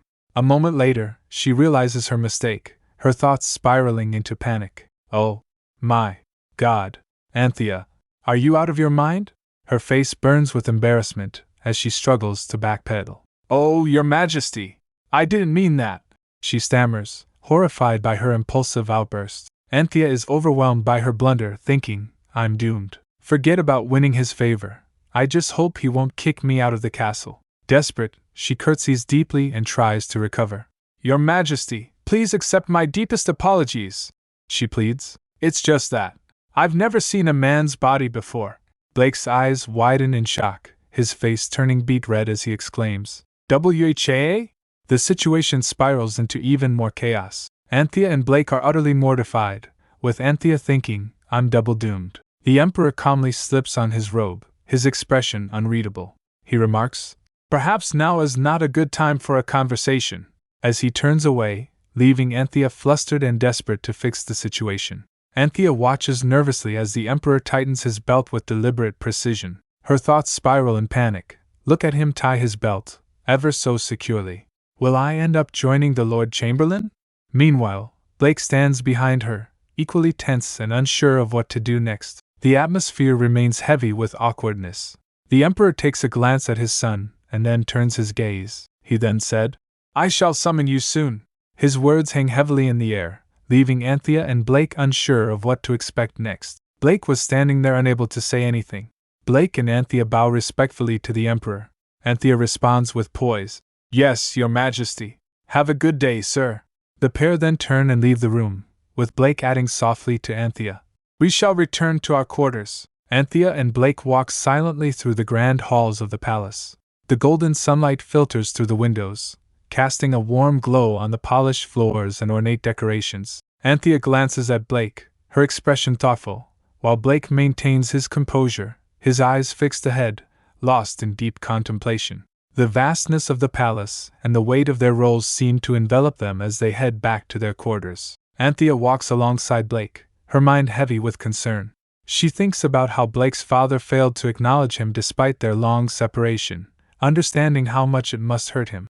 Noticing Blake's somber demeanor, she softly addresses him, trying to provide comfort.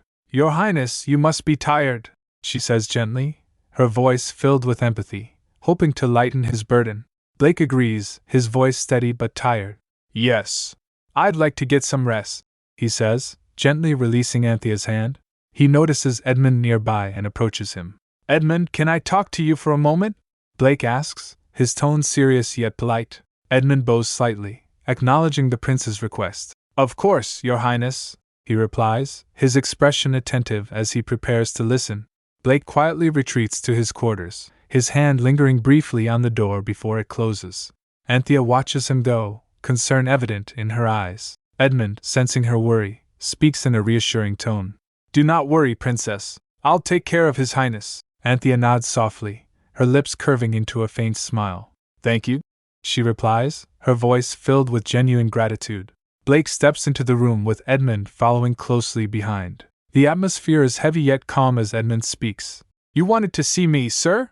Blake turns, his crimson eyes meeting Edmund's gaze with a determined expression. His voice is steady as he commands, "Edmund, take off your shirt."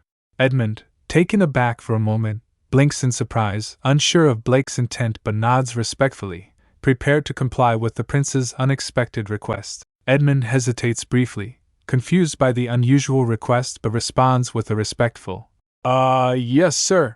While his face flushes slightly, he begins removing his uniform, neatly placing his coat aside. Blake's crimson eyes widen slightly as Edmund reveals a well-toned physique. A faint blush creeps onto Blake's cheeks, and a look of surprise flashes across his face, betraying his usual stoic demeanor.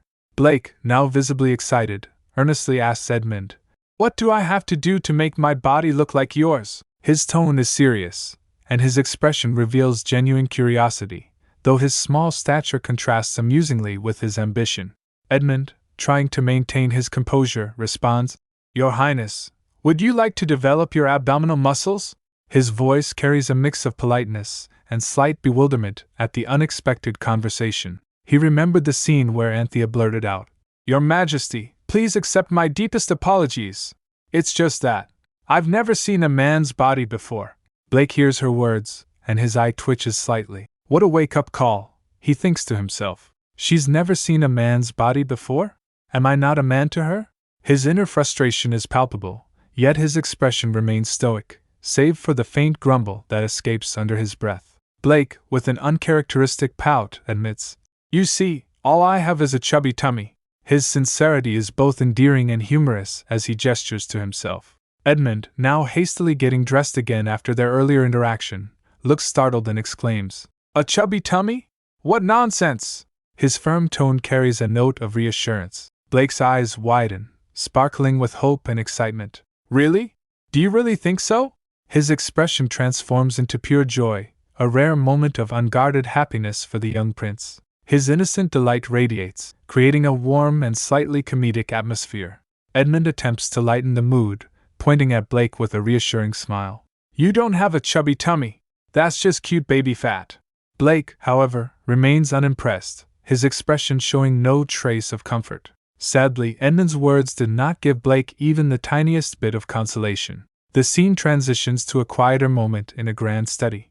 Amid stacks of books and papers, Emperor reads thoughtfully. "Anthea." A contemplative expression reveals deep thoughts lingering about the princess. The prince, wrapped in a towel after his bath, looks away shyly as Anthea tries to catch his attention. She says, "Oh, Your Highness," while he avoids eye contact, prompting her to ask, "Why won't you look me in the eye?"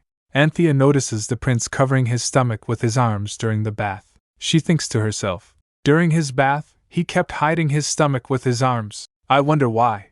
Anthea cheerfully announces. The cauldron I ordered is arriving tomorrow. With it, I can cook lots of yummy things for you. However, the prince refuses, saying, No, I'm not going to eat anything. Determined, he declares. From now on, I'm going to train myself so I can look like a man, too. Surprised, Anthea reacts. Huh! She then thinks, My goodness! All this time, has he been thinking about what I said to the emperor? Realizing her words, she apologizes, saying, I'm so sorry. Of course, my dear husband is a man too. It just slipped my mind. Frustrated, the prince exclaims, How could that slip your mind? The prince flops onto the bed, declaring, I'm going to build up my abs too, and I won't eat until my chubby tummy is gone. Anthea, worried, tries to stop him, saying, Wait, don't get on the bed yet. You're still wet, she adds kindly. And please don't say that. I like you just the way you are, Anthea softly assures him. Besides, I love your cute BA. Before being interrupted by the prince snapping, I don't have baby fat. Anthea, surprised, wonders to herself, Wait a sec, how did he know I was going to say baby fat? Smiling mischievously, she decides, This leaves me no choice. The best way to handle a peeved child is, Anthea gleefully announces, Here goes. Tickle attack! As she dives in, catching the prince completely off guard. Laughing uncontrollably, he shouts, Ha ha ha! Stop it! She continues despite his pleas, and he cries out again, Anthea, stop! Stop tickling me! Ha ha ha! Finally she stops, saying with a giggle, Okay. The princess gently pats the prince's back, expressing her affection. Your Highness, I like you so much. She embraces him warmly and continues, I want you to be healthy more than anything in the world, so please promise me that you'll eat. She reminds him of his earlier wish. Didn't you say you wanted to be taller than me? If so, you'll have to eat well. The setting sun casts a warm glow in the room, adding a sense of comfort to their exchange. The prince, with a bright smile, responds enthusiastically, All right then. I'll eat like a horse. His cheerful determination brings a smile to the princess's face, and she giggles softly, pleased with the outcome. It worked, she remarks to herself, satisfied with her success in encouraging him. The vibrant flowers surrounding them seem to reflect their light-hearted mood. As the warm sunlight streams through the elegant window, the princess reflects silently. It feels so good when he laughs, her thoughts accompanied by a soft glow, matching the tranquil beauty of the setting sun outside. In the dim light, a hand clad in dark gloves firmly tugs at a piece of clothing. A voice coldly utters a single word. Unhan. The atmosphere grows tense, shrouded in mystery and unease. The hooded figure removes their cloak, revealing a composed young man with sharp features and piercing violet eyes. Bowing slightly, he addresses the unseen monarch with deference, saying, Yes, your majesty. At your service, sire. The emperor inquires about the whereabouts of the crown prince and princess, asking, Did the crown prince and princess go back to their annex? The young man confirms, Yes, your majesty. After taking a bath, they both went to bed. The emperor reflects briefly, remarking, Since Anthea's arrival, the emperor observes Blake, noting, Blake has changed. He reflects on how Blake used to shrink away, as if wanting to disappear. He used to shrivel up into a ball before me, as if wanting to hide his existence. But now, the emperor sees a transformation. Now he stands tall, with his hand firmly holding on to his consort's. He notices Blake's once hollow eyes now gleaming brightly, filled with clarity and confidence. The emperor reviews Colin's report, noting, Colin's report is full of high praise for the princess. He finds this surprising, remarking, This is so unlike Colin, who is always calm to the point of being cold. Turning his attention to Unhan, the emperor inquires, Unhan, what was your impression of the crown princess? The emperor reflects, I've been away for a month, taking care of the door of darkness. How did she do so far? Has she seemed trustworthy? Unhan responds respectfully, Yes, your majesty. Her Highness is a good person. Following the emperor's orders, Unhan has been secretly guarding the crown prince over the past month. Emperor Denston wanted to observe whether the courtiers would mistreat Blake in his absence. Additionally, as Denston utilized the power of light during his campaign, Unhan was tasked with aiding the prince in case Blake's curse grew stronger. As time went on, Unhan began to drift from his original mission and found himself focusing on Princess Anthea. He observed her beauty, intelligence, and kindness, which made him wonder if his own life could change if someone like her were by his side. The emperor remarks with surprise, I didn't expect you to speak well of her as well. In response, Unhan looks at him and calmly asks, What is it that you fear, Your Majesty? The Emperor smiles and says, Actually, this is just perfect. Reflecting for a moment, his expression softens as he quietly adds, It's been so long since I've seen him laugh. A grand view of the castle is shown, followed by an excited exclamation of, Tada! The lid of a large black cauldron is revealed, and it is introduced as a Korean cauldron called gamasot. Blake, looking surprised, remarks, I've never seen anything like it. As everyone gathers around the cauldron, a comment is made. The princess has a deep understanding of Oriental culture. Another voice enthusiastically adds, Your Highness is a genius. This sentiment is echoed by others, with Blake agreeing. I agree. Anthea is a genius. Anthea, feeling both embarrassed and proud, giggles softly. Ah, please, stop flattering me, everyone. With a cheerful smile, she announces, I feel generous today. Why don't I cook dinner for all of you? She adds with excitement. I'll make you the best meal you've had in years. The group beams at her suggestion, delighted by her enthusiasm. One of the maids protests. Your Highness, no! We could never allow you to cook. Anthea interrupts with a reassuring smile. It's okay. You can all help me. Blake's eyes light up as he exclaims, Wow! Then can I help too? Anthea beams at him and replies enthusiastically, Of course! It would be an honor! Colin and his subordinates approach with respect, greeting the Crown Prince as the light of our empire.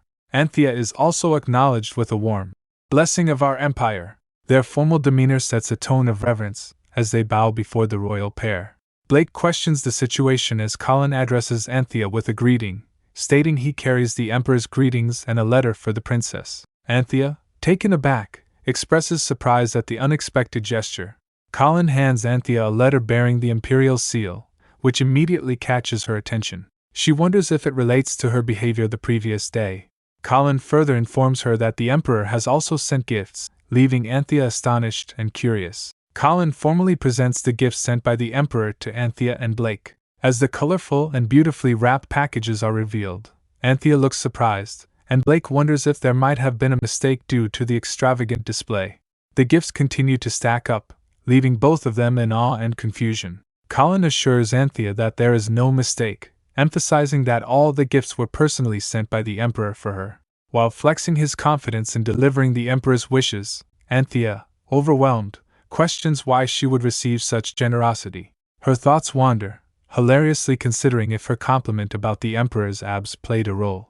Quickly dismissing the idea, she slaps her cheeks to regain composure, firmly deciding, There's no way. Anthea gracefully thanks Colin, assuring him that she will meet the Emperor at the appointed time. Afterward, as her hair is elegantly braided, her attendant announces, All done, Princess Anthea. She gazes into the mirror, looking radiant and poised, framed by a backdrop of blooming flowers, embodying her regal charm. As Anthea steps into view, her attendants are awestruck, exclaiming, Wow, so beautiful! Hans reminds her, Your Highness, it is time for you to go. Turning to Blake, she asks with a smile, Do I look okay? Blake, completely stunned by her elegance, blushes deeply, unable to find the words to respond. Blake exclaims, Absolutely! You look so pretty! His enthusiasm grows as he repeats, You're so pretty, Anthea! Anthea smiles warmly and responds, Thank you. I'll be right back. As she begins to leave, Blake encourages her, Okay, good luck! While watching her with admiration, the Emperor sits gracefully in a sunlit greenhouse, sipping tea from a beautifully ornate cup. The delicate aroma of flowers fills the air as sunlight streams through the glass, illuminating the tranquil surroundings. The Emperor, dressed in his regal attire, sits amidst a lush garden filled with blooming red roses. He gently sets down his teacup with a clink and gazes thoughtfully at the vibrant scenery, letting out a contemplative "Hm." The sunlight filters through the glass dome of the elegant greenhouse, illuminating the sparkling fountain and vibrant flowers surrounding a serene pond with floating lilies. The sound of footsteps echoes softly as Anthea enters, her delicate figure framed by the intricate architecture and radiant blooms. The soft click-clack of her heels signals her graceful approach through the enchanting space. Anthea gracefully approaches the Emperor, seated at an ornate table amidst the greenhouse's vibrant beauty. She performs a polite curtsy, her voice filled with warmth as she greets him. Good morning to your majesty, great light of our empire. The emperor gestures for Anthea to sit, his voice calm yet commanding. Have a seat, she responds respectfully. Yes, your majesty, and takes her place at the table. As he sips his tea, he compliments her attire. The dress becomes you. Anthea smiles warmly, expressing her gratitude. Thank you for the beautiful gifts, your majesty. I particularly love the golden ball you sent. With a slight glimmer in his eye, the emperor inquires. Do you like gold? Anthea hesitates at the emperor's question about gold, thinking, why is he asking if I like gold? I just mentioned the golden ball. Hello, I'm still 10 years old, she answers with a polite smile. No, not exactly. I like it because Prince Blake and I can play with it together. The emperor's gaze sharpens slightly as he pauses, then asks pointedly, do you care about the crown prince? Without missing a beat, Anthea responds firmly. Well, of course. He is my husband. The emperor sips his tea and mutters. How could anyone like that child? Anthea, unfazed, replies confidently. May I answer your majesty with a question of my own? She smiles softly and continues. How could anyone not? The emperor looks distant as he confesses. Many people despise him, Anthea responds thoughtfully. Such people are probably misled by false rumors of the curse. Her voice softens as she adds, Your Majesty, I can tell that you love your son. Her words seem to stir something in the emperor, as he gazes at her intently. The emperor sets his teacup down, his tone firm. You are being presumptuous, he states, a flicker of something unreadable in his eyes. He is the successor of the curse. Anthea meets his gaze steadily, her voice unwavering. Before that, he is your son. Her words linger in the air, their weight undeniable. The emperor's expression softens just slightly, as he responds, You seem quite certain that I love that child. Why is that? Anthea smiles confidently, her voice light but firm. Well, if you hated your son, you wouldn't be sending his wife all these gifts, the emperor replied. The gifts are simply compensation for the way you handled the Marquis Hamel incident. His tone is measured, but his gaze lingers on her, thoughtful and slightly probing. Anthea chuckles softly, her bright demeanor unwavering. You also forgave me for my impertinence yesterday, she says with a playful glint in her eyes. The emperor raises a brow, his tone pointed but not unkind. So you are aware your behavior yesterday was inappropriate? Anthea tilts her head, a sheepish smile gracing her lips. I was so flustered yesterday that I can't quite recall everything. The emperor's lips curl into a subtle smirk. How impertinent! Anthea giggles, her laughter light and infectious, softening the atmosphere between them. The emperor gestures towards the ornate tea table adorned with an array of exquisite pastries and delicacies. Princess, let's have some tea, he invites with a calm yet commanding tone. Anthea's eyes widen at the delightful spread, sparkling with joy. Wow! Thank you, your majesty! She exclaims, her hands clasped in excitement as she takes a seat, her sweet smile radiating gratitude. Anthea carefully pokes at the dessert with her fork before taking a small bite. Her face lights up instantly. This is delicious! She exclaims with delight, her voice brimming with excitement. The emperor, observing her reaction, asks in a composed tone, Is it to your liking? His gaze remains steady, intrigued by her enthusiasm as she eagerly continues to enjoy the treat. As Anthea continues savoring the dessert, Anthea comments thoughtfully, Prince Blake would like this too. She delicately places her spoon back on the saucer. A flicker of warmth crosses his face. I'll have some sent over to the crown prince, he adds, his tone calm but sincere. Anthea's eyes light up at his words, and a delighted smile spreads across her face. Really?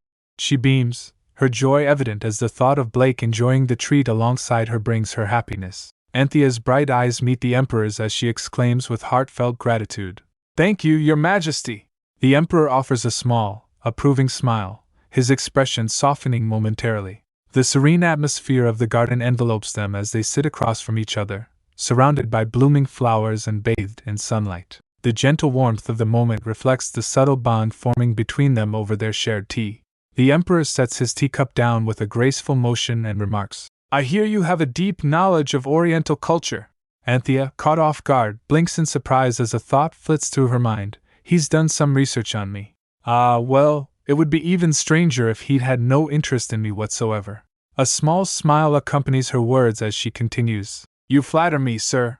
I am quite curious about the cultures of other nations. The emperor, his expression as composed as ever, acknowledges her curiosity. I'm sure it wasn't easy for you to obtain information about the East, he comments, his voice carrying a hint of intrigue.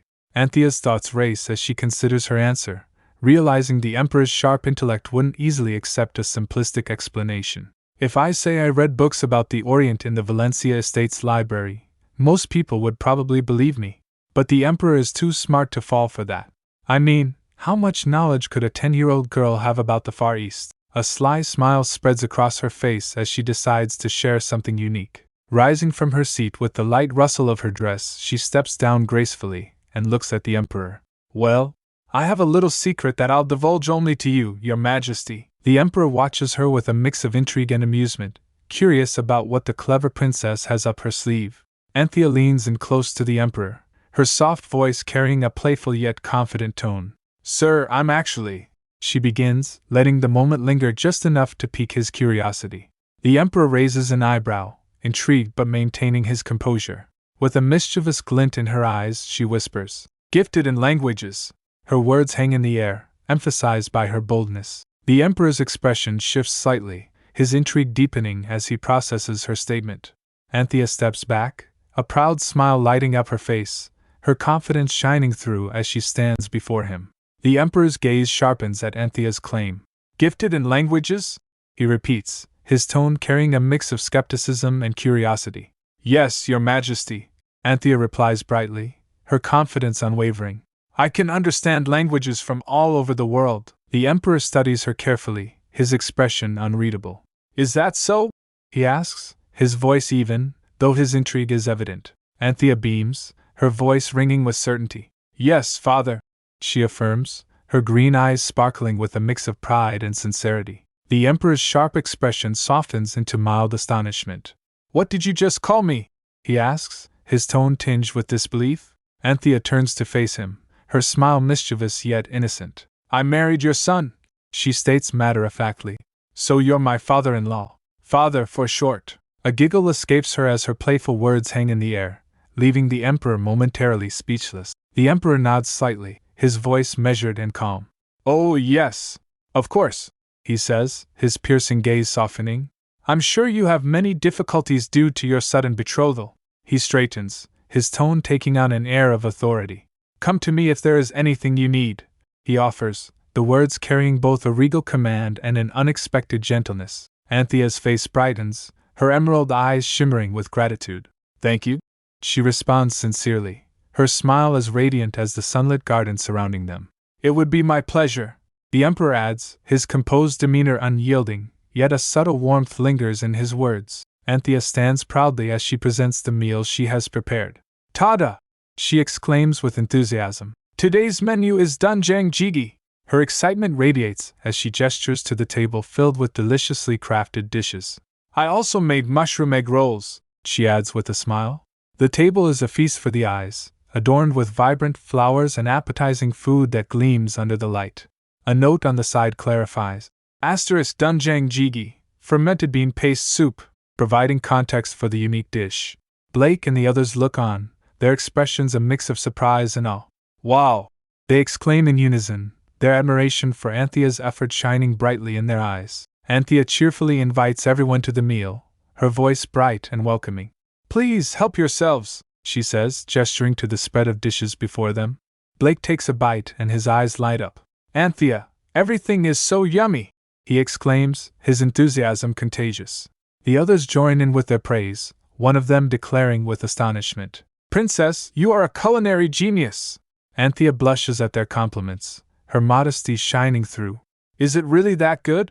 She asks, a shy smile on her lips. As they dig in, she gently reminds, Be careful. It's hot.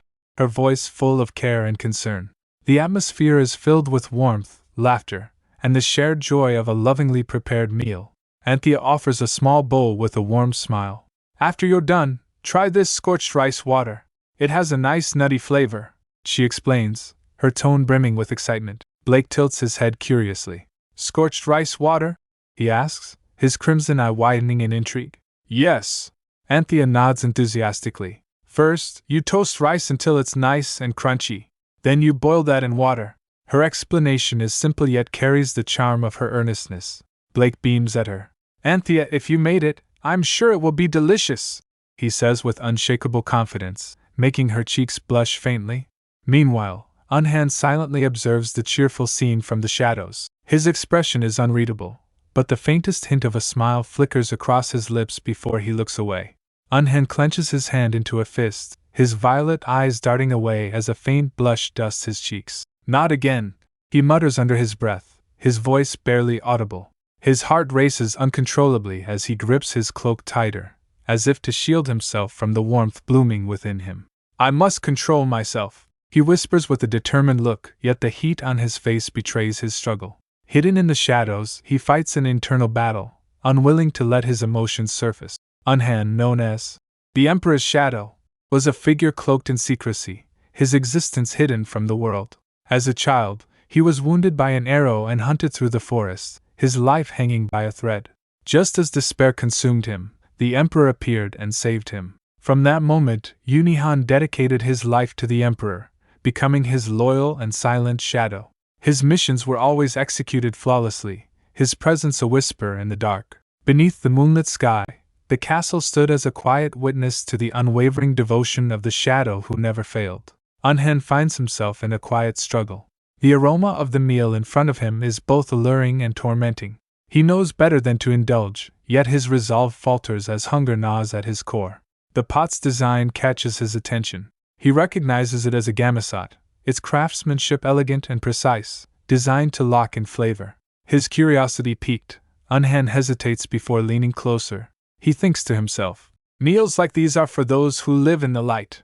Not for me. But his hunger wins. Slowly, almost reverently, he moves to lift the lid. Steam billows out, carrying the rich, enticing scent of the dish within. His mouth waters as he gazes at the bubbling contents. It's just one taste, he convinces himself, almost defensively. Reaching forward, he gently slides the lid aside, his movements careful yet deliberate.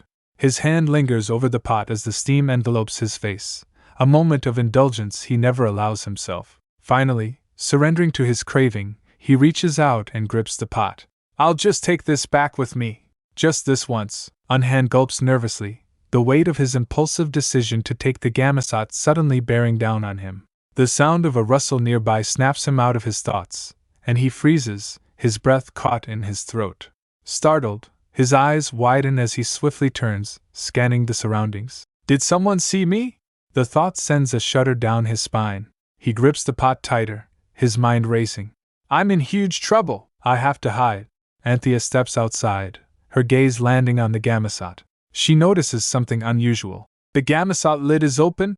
She wonders aloud, tilting her head in confusion. Curiosity piqued, she steps closer, her vibrant green eyes narrowing as she inspects the scene. How strange, she mutters, examining the pot more closely. Then, a sudden realization flashes across her face as something catches her eye. Ah! She exclaims, spotting a sleek black cat with piercing purple eyes sitting nearby. A cat? She whispers in surprise, her expression softening into a delighted smile. You are so cute! She coos, leaning down to gently pick up the mysterious feline. As she lifts the cat, she chuckles playfully, holding it close. Little kitty, by any chance, did you lift the gamisot lid? She teases, her tone warm and light-hearted. The cat responds with a small wriggle in her grasp, adding an air of mystery to the already peculiar moment. The little black cat lets out a heart-melting meow, its big purple eyes glistening with tears that seem ready to fall. Anthea gasps softly, taken aback by the adorable sight. Oh dear! You must be hungry! She exclaims with genuine concern, her voice warm and kind. I'll get you some milk, she offers as she gently strokes its fur. The cat stares intently, tilting its head slightly as if understanding her words. Anthea pauses, a playful thought crossing her mind. Huh! Would you rather have scorched rice water? She asks, her tone teasing but thoughtful. I wonder if cats can eat that, she murmurs, tapping her chin. She ponders for a moment, then chuckles, deciding, maybe I'll feed her just a little bit. The cat's enthusiastic. Yes, yes. Meows and soft purring seem to confirm her choice. Cuddling the tiny creature close, Anthea giggles, her radiant smile filled with affection. Kitty's so cute, she gushes, utterly charmed by her unexpected companion. The peaceful moment glows with her warmth, leaving an impression of pure joy and tenderness. Anthea places a small dish of milk on the ground, her cheerful voice calling out, "Kitty, here you go!" The little black cat eagerly approaches, its tiny tongue lapping up the milk with soft lap sounds. Watching the cat drink, Anthea's expression softens with concern. "You must have been really hungry. Did someone forget to feed you?" she wonders aloud. She sits down near the feline, her hands resting on her lap as she observes the cat with a mix of empathy and affection. The cat continues to slurp away at the milk, its tail twitching contentedly. Anthea giggles, leaning closer. "You must have such a kind master," she muses, stroking its sleek black fur. Then, a playful idea lights up her eyes. "If you don't have an owner, I'd love to keep you," she declares, pulling the cat into a gentle hug. Rubbing her cheek against the cat's soft fur, she giggles. "Hee hee, such soft fur!" The warmth of the moment fills the air, but the cat's violet eyes blink with an unreadable expression, as though it's pondering something deeply. Just then, a familiar voice calls out, "Anthea, what are you doing?" Blake's curious tone echoes from the doorway. He steps closer, his crimson eye widening slightly as he spots the black cat in her arms. Anthea looks up excitedly as Blake approaches, holding the small black cat close. "I found a black cat! Isn't she cute?" she exclaims, her voice brimming with enthusiasm. The cat sits calmly in her arms, blinking with an almost regal demeanor. Blake raises an eyebrow, glancing at the cat. "Do you have to hold it like that?" he asks, his tone a mix of curiosity and concern. Anthea, unfazed, beams and says, "She's so nice and gentle. I think she likes me." She holds the cat a little closer, her expression one of pure joy, as hearts practically float around her. Blake, however, corrects her, pointing out, "That cat's a he." Anthea tilts her head, intrigued. "Oh, are you sure?" she questions, looking down at the cat with newfound curiosity. Blake nods firmly. "Yes." Anthea's curiosity gets the better of her, and she begins to check. However, the moment she moves, the black cat lets out a loud meow and darts out of her arms with a sudden burst of energy. Startled, both Anthea and Blake watch as the cat disappears in a flash, leaving them in a stunned silence. Anthea lets out a soft sigh as she watches the black cat disappear into the distance. "Oh, Kitty ran away before I could see anything," she murmurs, her shoulders drooping slightly. Blake stands beside her, watching her reaction, his crimson eye glinting in the sunlight. "It was so nice and cute," Anthea continues, her tone wistful. Anthea whispers to herself with a hopeful smile, "I hope I can see it again." The grand castle looms under the bright sun. Inside, the Emperor sits at his desk, his sharp crimson gaze lifting as Anthea enters. His voice is cool and commanding. "What do you want?" Unfazed, Anthea steps closer with a small grin. "Your Majesty told me to come visit you any time," she replies with a polite curtsy, a playful tone in her voice. "Ahem," he says, clearing his throat, his expression softening ever so slightly. "I didn't expect you to come see me so soon. So, what brings you here?" the Emperor asks. Anthea steps closer, holding a tray with a steaming cup and a warm smile. "The Gamisot cauldron I ordered arrived today," she announces cheerfully, carefully pouring tea from a delicate teapot. "I made you some scorched rice tea with it. Would you like to try some?" The Emperor observes her for a moment before accepting the cup, his expression as composed as ever. He brings the tea to his lips, taking a slow, measured sip. His crimson eyes glimmer faintly as he comments, "What an interesting flavor." "Ah," she says nervously. "Is it not to your liking, sir?" It's quite nice," he remarks gently and adds, "You are skilled at brewing tea. Do you really like it?" she asks, her voice filled with excitement. "If you do, I'll make it often for you." "I'd like that," he replies, his voice calm yet genuine. The room is bathed in the soft glow of the chandelier above, its golden light adding to the warmth of the moment. As Anthea stands there, still glowing from his words, the Emperor speaks once more. "Come visit any time, Anthea," he says. Anthea collapses onto her bed with a sigh, her long day catching up to her. "What a long day!" she exclaims, staring up at the ceiling. Her mind races through the day's events, a smile forming as she recalls. "The Emperor showered me with gifts, then invited me to tea," she muses happily. "I cooked with my new cauldron, and met a cute kitty cat." Her eyes sparkle at the memory. It was so adorable. She giggles. Suddenly, she feels a hand gently touch hers, startling her. Looking down, she sees a familiar bracelet. "Oh, Your Highness?" she asks, her tone surprised. What are you doing? She asks, her voice soft with curiosity. Blake crawls closer.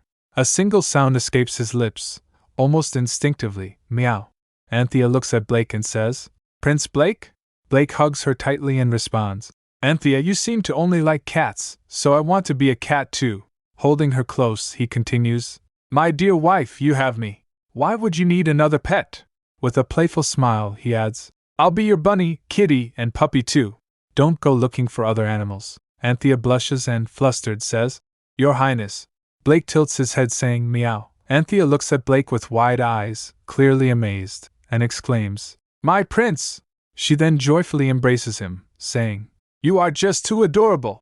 While giving him a big bear hug. Blake, feeling her affection, softly chuckles. Hee hee! A servant hands a stack of documents to Richard, saying, These are the reports from your agents in the imperial court. Richard reads through the reports and becomes increasingly agitated, thinking to himself, How can this be? He notes that today, the Emperor has sent Anthea gourmet ingredients from the Far East. He recalls that yesterday, it was dresses, jewelry, and mana stones. Frustrated, he mutters to himself, Not a day goes by without the Emperor sending gifts to Anthea. Richard sits on his ornate chair, deep in thought. He ponders, Anthea, how exactly did you win His Majesty's favor? He recalls his efforts to gain the Emperor's trust, reflecting, Emperor Theniston is the only person I respect in this kingdom. I did everything I could to attract his attention, but I was unable to open his heart. He was like an impenetrable fortress. He recalls Anthea's surprising accomplishments, thinking, First, she captured the monster crown prince's heart. Then she went ahead and gained the Emperor's trust. What's going on with Anthea? How can anyone change like this so suddenly? Clutching his head, he groans, I have a headache. Richard leans back, overwhelmed by his thoughts. He laments, If I'd known things would turn out this way, I would have accepted her affections. He recalls how Anthea used to adore him and questions, Why this drastic change after marrying that monster? How can she be so cold to me now? Clutching his head in frustration, he reflects, That makes me want her even more. Forbidden fruit is always more delectable. His expression hardens as he resolves, I'm going to do whatever it takes to make her mine. Richard enters the room and greets, Father, you called for me? His father sits behind his desk, a stern expression on his face. Without a word, his father picks up a ceremonial seal and hurls it at Richard, who narrowly dodges it. The seal shatters a vase behind him. His father shouts angrily, What the hell have you done? He slams his fist on the table and continues, The Emperor has sent Princess Anthea gifts again today, and the princess frequents the imperial palace as if it were her own home. His voice grows louder as he adds, I hear they will even be going to the grand ball together during the festival of the seal. His frustration fills the room as Richard stands silently, listening to his father's outburst. Festival of the Seal is the most important holiday in the Empire, commemorating the Emperor's sealing of the Door of Darkness and his safe return to the kingdom. Emissaries from all over the world will gather in the imperial ballroom for the grand event. It is noted that if they witness the Emperor and Princess Anthea walking hand in hand, the political implications would be immense. Richard thinks that emissaries will notice the Emperor's fondness for the Crown Princess, and this will naturally elevate the Crown Prince's status. The son, standing in his father's office, asks, Is that so, father? The father angrily responds, mentioning Marquis Hamel's imprisonment, and criticizing his son's failure in all missions, calling him an incompetent fool. He then blames his son's failures on his uncouth slave blood. Richard remains silent before suggesting, There is a way to turn the tables, sir. His father asks, What exactly do you have in mind? Richard replies, We must bring the Crown Princess to our side. He elaborates that Princess Anthea has an unsatisfied longing for her father's love and, without a doubt, will obey her father's orders. His father considers this, mentioning, the Count of Valencia, and then smirks, thinking, This just might work. Anthea's father angrily says, You called me all the way here for a simple common cold? Anthea apologizes softly, saying, I'm sorry, father. It was my mistake, but I was feeling so sick. I was in so much pain. The father, filled with disdain, shouts, You are a disgrace to the family. Your bare mother bargained off her wretched family with her father's wealth. Just thinking about it makes me shudder. Anthea, trembling, replies, I'm so sorry. Her father coldly declares, Sorry doesn't even cut it. I just hope for your death. He continues with venom, The only way you can help the Valencia family is by disappearing from this earth, Anthea, kneeling, repeatedly says. I'm so sorry. I'm so sorry. Tears drip onto the floor as she whispers. Father, please forgive me, a voice suddenly calls out. Anthea. She wakes up with a gasp, trembling and stunned, realizing it was all a nightmare. Blake asks Anthea if she is all right. Anthea, still shaken, thinks that it was just a dream, thinking to herself that it felt so real and vivid. She recalls the nightmare of her father's harsh words, feeling the weight of it in her heart. She thinks, this must have been fragments of Anthea's memory. Her memories appeared in my dream. Blake was concerned. It's all my fault. You're having bad dreams because of me. Anthea gently hugs him. Anthea, finding solace in his embrace, softly says, Prince Blake, I'm so glad you're here by my side, holding on to him for support. She said, can we stay like this for a little while? The next day, Anthea's father was having lunch with a noble. He said, I heard the emperor is keeping all the renowned couturiers in town busy making dresses for the princess. My daughter is throwing tantrums because she can't find a decent gown anymore, Anthea's father replied. Yes, of course, the noble added. It's the talk of the town. Lady Anthea is lucky, so it's true that the emperor has even purchased a pink diamond for her? Her father was surprised but still complied. Yes, indeed, he thinks to himself. What the hell is he talking about? This is the first time I'm hearing any of this. Ever since I sent Anthea to wed the monster crown prince in Diana's place, I haven't heard a word from her. He clenches his fist thinking. Is he saying that the useless girl has attracted the favor of the emperor? At last, you may be of value to the Valencia family. Anthea, my girl. Suddenly a servant informed. Count Valencia, the Duke of Castile is here to see you. After he entered the room to meet with the Duke greeted him. Long time no see, Count Valencia, her father replied. My dear Duke, it's an honor to see you again, he thinks in his mind. Arnold Castile, you used to look down on me and treat me like a dog, but now that the Emperor thinks highly of Anthea, you want to kiss my derriere? The Duke said. You are looking very well indeed. While sitting, the Count replied. Obviously, I am pleased that His Majesty holds my daughter in such high esteem, the Duke said. I see you have a fondness for your daughter too. The Count chuckled, saying, she has always been such an obedient child. She would even risk her life for me, I'm sure of it. The Duke picks up the teacup and said, you have raised her well. Is your younger daughter as well bred as her older sister? While feeling proud, the Count said, oh, Diana excels her sister in every aspect. She is my pride and joy, the Duke asked. If that is true, I would love to have her as my daughter-in-law. The Count gets startled. You want my Diana to wed your son? He thinks. If Diana is wed to the Castile family, she could one day be the queen consort, and I would be the father-in-law of the emperor. He grinned thinking about that. The Duke said, for this to take place, I must check on her education and upbringing, of course, the Count said. You may examine her immediately. Meanwhile, Anthea remembered. Sorry? Sorry doesn't even cut it. Just drop dead. The only way you can help the Valencia family is by disappearing from this earth, she thinks. I read about this in the novel, but it feels completely different to experience it firsthand. How could he inflict such verbal abuse on a mere child? I can't stop thinking about it. Poor Anthea, how you must have suffered. How deep your despair must have been on the day you jumped into the icy water. The person who killed Anthea was none other than her own father, the Count of Valencia. He may not have held a weapon, but he was the real murderer. The maid came and informed her. Your Highness, the Count of Valencia has come to see you, Anthea replied. Huh? The Count of Valencia? The maid asked. Shall I escort him in? Anthea thinks for a moment, and then said, yes, take him to the drawing room. Her father, who is waiting for her, thinks, detestable girl. How can she keep her own father waiting like this? She needs a refresher course in manners. As the clock was ticking, he thinks, I've been waiting for 55 minutes. Anthea arrived at last. As the door opened, her father quickly turns and burst out. What the hell have you been doing until? He wasn't able to complete as he was stunned by how Anthea looks. He looks at her and thinks, she is bedecked with jewels, and look at her dignified, confident stature. Is that child Anthea? Really? Anthea arrived with her maid and guard. She asked, what brings you here today? Her father said. What impertinence! Is that how you're going to greet your father? After observing, he thinks, receiving the emperor's favor has made her arrogant. I have to show her her place. The maid alongside Anthea said, Sir, please show respect and honor to Crown Princess. You bloody maid! How dare you interrupt the father of the Crown Princess? Anthea wasn't able to control his anger. Anthea protested. Please address my staff with the respect they deserve. Her father was in disbelief. What? She continued. If you're going to be uncivilized, please leave. Her father raised his hand in anger, saying, Why you?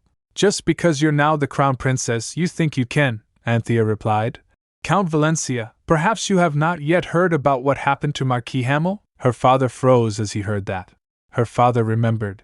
The Marquis attempted to slap Anthea and ended up losing his title and his hand. He shuddered thinking and withdrew his hand. Anthea has changed. The naive girl starving for affection is gone. Now, as Crown Princess, she commands the presence of the most powerful woman in the Empire. He quickly reverted. Anthea, pardon me. I lost my composure for a moment there. But why are you so cold to your father? Anthea commanded. Leave me at once, and don't come to the palace of the Crown Prince ever again, she shouted. I shall let this go today. But if something like this ever happens again, I shall not be so forgiving. After that, the guards came and dragged her father away. Yes, he was being dragged away, he protested. Anthea, get your hands off me. I'm not finished yet. He called for her again, but the guards took him away. Anthea fumed silently. He must have heard rumors of the Emperor favoring me. He was trying to frighten me and then use me as his puppet. What scum of the earth! I don't want to see him ever again. Although the Count had been dragged out of the palace, he continued sending letters. Of course, Anthea didn't bother to read any of his rubbish correspondence. She had more important things to worry about. Soon, she would have to show her presence at the Festival of the Seal. As she was practicing, she thinks, I am concerned about court manners, of course, but the biggest problem is dancing, she admitted nervously. Right foot, left foot, ouch, she yelped as she stumbled. Anthea! Your Highness, are you all right? Her attendants cried, worried sick. Anthea thinks, this is so embarrassing. I wish I could just disappear. I'm fine, Anthea replied, disheveled and flustered. The instructor suggested, Your Highness, perhaps it would be better to end the dance lessons for today. She accepted. Yes, please. That's a good idea. She sighed in relief. Later, Anthea found solace in her feline friend. Here, kitty, kitty! Come here! So cute! She cooed, bending to pet the cat. She picks her up and hugs her, saying, I'm so glad to see you again. Kitty, you saw me fall, didn't you? Asterisk. You should have started with your right foot. The cat seemed to convey with its meows. I have no talent for dancing. So sad, she lamented. The cat meowed meow. Meow. Conveying. Princess, don't forget right foot goes first. Anthea understands the opposite. Really? You think I'm getting the hang of it? Practice makes perfect? The cat meowed again, conveying. Gah, whatever, think what you want, Anthea then said. Since you've given me such strong moral support, I'll treat you to some scorched rice water. Would you like that?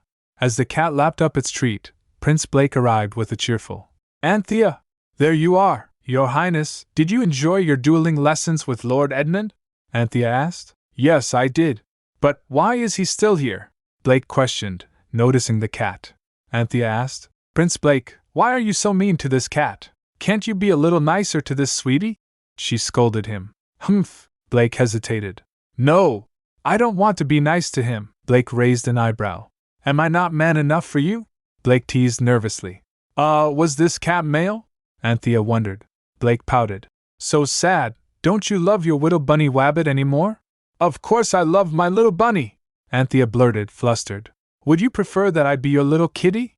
Blake said playfully, mimicking a meow. Oh, my God, Anthea thought, trembling. How can anyone be so cute? Blushing, she stammered. Dear husband, I love you whoever you are and whatever you do. While Blake grinning mischievously, Anthea said, Oh, by the way, I have a little favor to ask you. Sure, say anything. Your wish is my command, Blake replied confidently. Anthea said, Prince Blake, you don't even know what I'm going to say. What if I ask for something really strange or nasty? Doesn't matter. I will grant my wife anything she desires, Blake said, beaming. Anthea grabbed his hand and asked, Then, could you teach me how to dance? I'd love to have the first dance with my husband. Blake was stunned for a moment, then he said, All right then, I'll help you. Anthea sighed. I was planning to ask for help after improving my dancing skills a little, But after 10 days of no progress, I had no choice, Blake said. It's okay. As they gets ready to practice, Anthea said. I might step on your toes, she warned, Blake assured. That's okay too. It doesn't hurt even if you step on my toes because you're light as a feather, Anthea. Light as a feather? Anthea repeated, blushing slightly. Blake grinned. Of course. Trust me. Well then, shall we begin? Anthea asked, offering her hand to Blake, noticing his cheeks turn pink. You're blushing, Anthea asked. Blake gets flustered. What? No, I'm not. Then they clasped their hand and started dancing. Blake yelped as Anthea stomped on his foot. Sorry! She cried. Ack! She stumbled and fell on Blake, Anthea overwhelmed with embarrassment. It's like I have 2 left feet, she whimpered, trembling. Blake reassured her. It's only your first time. Don't worry, you'll pick it up in no time. When did you learn to dance? You're so good at it, she asked, pouting slightly. I watched you during your lessons, Blake confessed with a playful grin. Anthea fell down. What? So unfair. You'll do a lot better if you just relax a bit, Blake suggested. They continued practicing for some time. Finally, they completed one song. We finally finished one song! And it's all thanks to you, Anthea said, relieved. You don't need to push yourself, Blake advised. The Emperor is far better at dancing than me, so don't worry too much about making mistakes, Anthea asked. Do you really think so? He said. Of course. Besides, everyone will be too busy looking at you to notice your feet. Anthea giggles after hearing that. Blake continued. You're going to be radiant. They'll all be mesmerized by you, Blake said warmly. I want to attend too, Blake admitted wistfully. You'll be able to attend as well after you come of age, Anthea assured him. When that day finally comes, I'm going to be the one to escort you, Blake said with a smile. Anthea replied. I look forward to it. Father, guess what I've prepared for you today? Anthea asked, placing a dish before the Emperor. Looking at the dish suspiciously, he said, You sure are brave to so openly try to assassinate your Emperor, he teased. She cheerfully said. This isn't poisoned. As he picks up a spoonful, he said. That's what they all say. He gulped it down and Anthea asked, How is it? The Emperor remarked. It's delicious, Anthea sighed with relief. She said, I'm glad it's to your Majesty's liking. I was worried you might not enjoy it, the Emperor said without hesitation. How could I refuse when my daughter-in-law prepared it especially for me? You just said I was trying to poison you, Anthea retorted. Quickly, the Emperor replied, I would have eaten it even if it was poisoned. Isn't he a little too obsessed with his daughter-in-law? Anthea thought to herself, bewildered.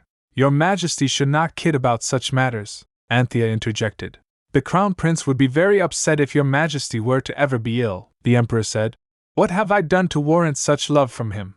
I would be grateful if he didn't despise me. He was looking worried and lost in thoughts, Anthea said. Your Imperial Majesty is the light of the Empire. Your Majesty's health should be of the highest priority for the sake of the Crown Prince as well as the people. Then she interrogated. I heard from Lord Colin that you had trouble sleeping last night, the Emperor countered. If you're going to continue nagging, you can leave now. After a while, the Emperor's gaze softened. Seeing as how you've treated me to a delicious meal, I shall give you a gift in return. I couldn't, Your Majesty. I've already received so much, Anthea protested. I shall build you a glass arboretum in the gardens at Amoria Castle, he declared. The Crown Prince's castle was old and dreary, although the name Amoria is derived from the Latin word amor, meaning love. There was none of it left on its grounds. Come winter, the gardens were barren of any life. Right. I shall fill in the lake with soil and build the arboretum there, the Emperor decided. Anthea remembered. The lake in which I drowned, she said.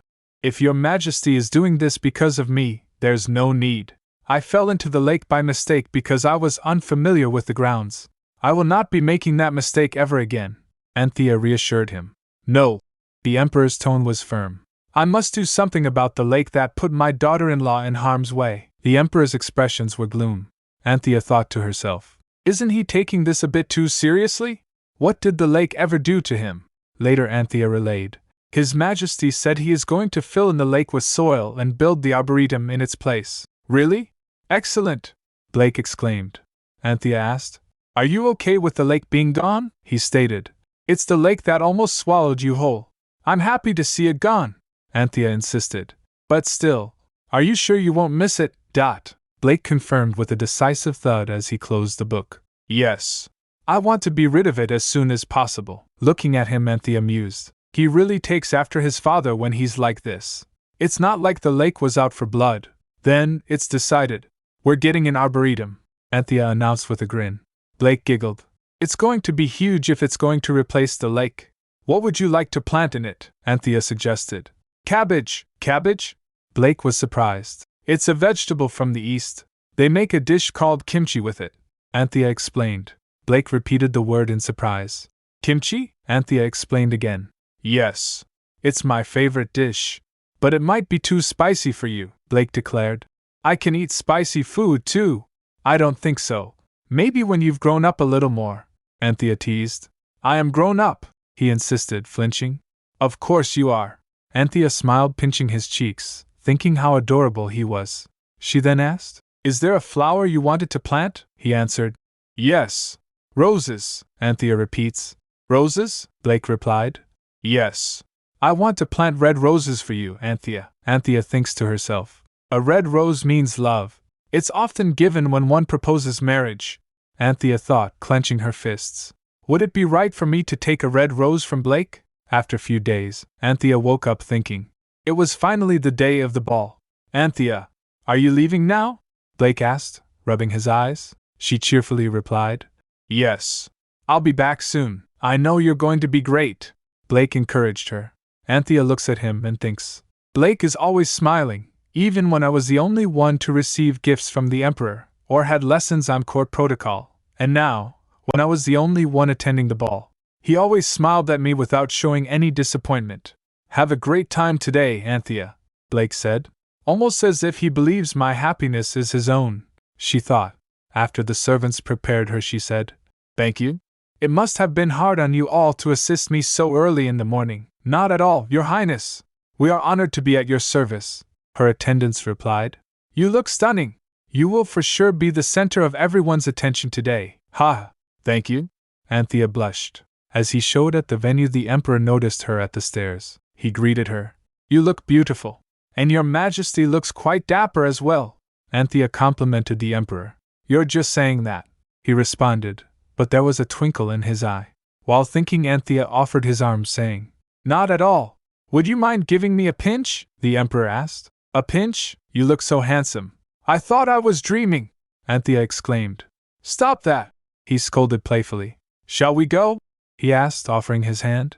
Yes, Father, Anthea replied, grasping the Emperor's hand, feeling a mixture of anticipation and nerves. Presenting His Imperial Majesty, the Emperor, and Her Imperial Highness, the Crown Princess. The announcement echoed across the Grand Hall, silencing the buzz of conversation as all eyes turned to the entrance. The gathered nobles greeted them with reverence. We are honored to meet His Imperial Majesty, the great light of the Empire, and Her Imperial Highness, the Crown Princess. A blessing to the Empire. Anthea's eyes flicked toward Richard, who was grinning strangely. What is with that weird smile? How many more ways can I reject this guy? She wondered as her gaze wandered. She looks towards the Emperor, thinking, the main character ought to be, at least in this league, or at least as cute as Blake. Her thoughts were interrupted when the Emperor asked, Is something the matter? She whispered to him. I think Your Majesty is the most handsome of everyone here, Anthea said, trying to mask her thoughts. The Emperor smirked. How very funny. The nobles whispered excitedly amongst themselves. Did you see that? His Majesty bent his knee, and he smiled. I've never seen His Majesty act that way, another murmured. Hearing the nobles chatter, Anthea thinks, they're shocked at him smiling? She looked towards the Emperor's face in shock. Just how aloof is he normally? Anthea noticed how quickly the chatter died down when the Emperor stopped smiling. She wondered, watching as his commanding presence silenced the room with a single look. The ceremony of the seal commenced. All the people bowed their heads. A servant presented a golden grail to the Emperor. The Emperor clasping grail in his hands in prayer. I owe this honor to the goddess of light and to the people of this empire, he declared. Anthea, lost in thought, wondered if he would ask her for a dance when the ceremony concluded. She thinks, it's probably really immature of me to still hope for my first dance to be with Blake. The Emperor turned to her after his speech. I wanted to have the first dance with my lovely daughter-in-law, but unfortunately, I'm afraid my dancing skills are a bit too rusty. Anthea blushed, Caught off guard by his unexpected comment, he announced, "Please enjoy the ball, as we offer up all in honor of the goddess of light." After that he sat down and Anthea calls him, "Your Majesty," he filled in. "Am I right in assuming you wanted to have your first dance with Blake?" "Yes," she admitted softly. She thinks inwardly, "It's like he read my mind." "Then I shall wait and share your second dance," he said, smiling warmly. "Thank you, Father," she replied, touched by his understanding. "No, thank you," he said, placing a gentle hand on her head. His warmth made her gasp. The nobles whispered in shock. "Did you see that? His Majesty patted her on the head, and he called her his lovely daughter-in-law." Hearing their chatter, Anthea thinks, "Just how serious does Destined normally act? You may not get to dance with Blake, but go on and enjoy your first ball as the crown princess," the Emperor encouraged. "Yes, Father," she said, her resolve strengthened. Anthea moved gracefully through the ballroom, meeting various nobles. Marquis Sheldon approached her, bowing respectfully. "Your Imperial Highness, I must say, you are truly a beautiful blessing to this empire." "Nice to meet you, Marquis Sheldon," she responded. "I've heard your son graduated as the salutatorian knight from the academy." "Congratulations." Anthea continued to converse with the court, offering congratulations to Countess Markion on the birth of her grandson. She had worked hard to memorize the names and accomplishments of the nobles, determined to leave a good impression. "If I had studied this hard in real life, I would have gone to an Ivy League school," she thought, amused at herself. Her debut to society went smoothly, and she conversed confidently with the court. "This should be enough to make a good impression of the Crown Princess Anthea, right?" she assured herself. Then she saw her father, Count Valencia. She looks towards them and thinks, "So that must mean the girl next to him. Diana!" Anthea smiled bitterly, hoping Diana was doing well. Before she could approach, Richard stepped forward with a smirk. "Your Imperial Highness, it's been a long time," he said smoothly. She felt annoyed. "Richard again." "Oh, hello?" Anthea replied, her annoyance barely concealed. "You've gotten more beautiful since I last saw you," Richard complimented her. "Your Imperial Highness, would you please do me the honor of your first dance? What's he up to?" Anthea thought as she looked at Richard. "Is he being serious?" The first dance of the Crown Princess should, of course, be with the Crown Prince himself. The other nobles, mindful of their status, had been careful not to overstep boundaries, but here Richard was, brazenly asking for a dance without hesitation. "Sorry, but I'm going to have to decline your request," Anthea said firmly. "There's no need to be embarrassed about your dancing skills," Richard replied smoothly. "I'll be sure to lead you." Anthea's thoughts whirled in disbelief. Does he think the Emperor refused to dance with me because of my subpar dancing skills? And even if that were true, how dare he bring it up in front of everyone? He really has no consideration for other, does he? Her expression hardened as she responded. "I do not wish to dance with anyone who is not as great as our Emperor himself." Gasps filled the hall. "Your Imperial Highness, there is none in this world greater than our Emperor," someone exclaimed, prompting murmurs of agreement. Another added, "You may never get to dance at all if you wait for someone like Emperor Destined. There is only one emperor like him on this earth." Anthea noticed Richard's confidence falter slightly. Looks like that hurt his ego a bit.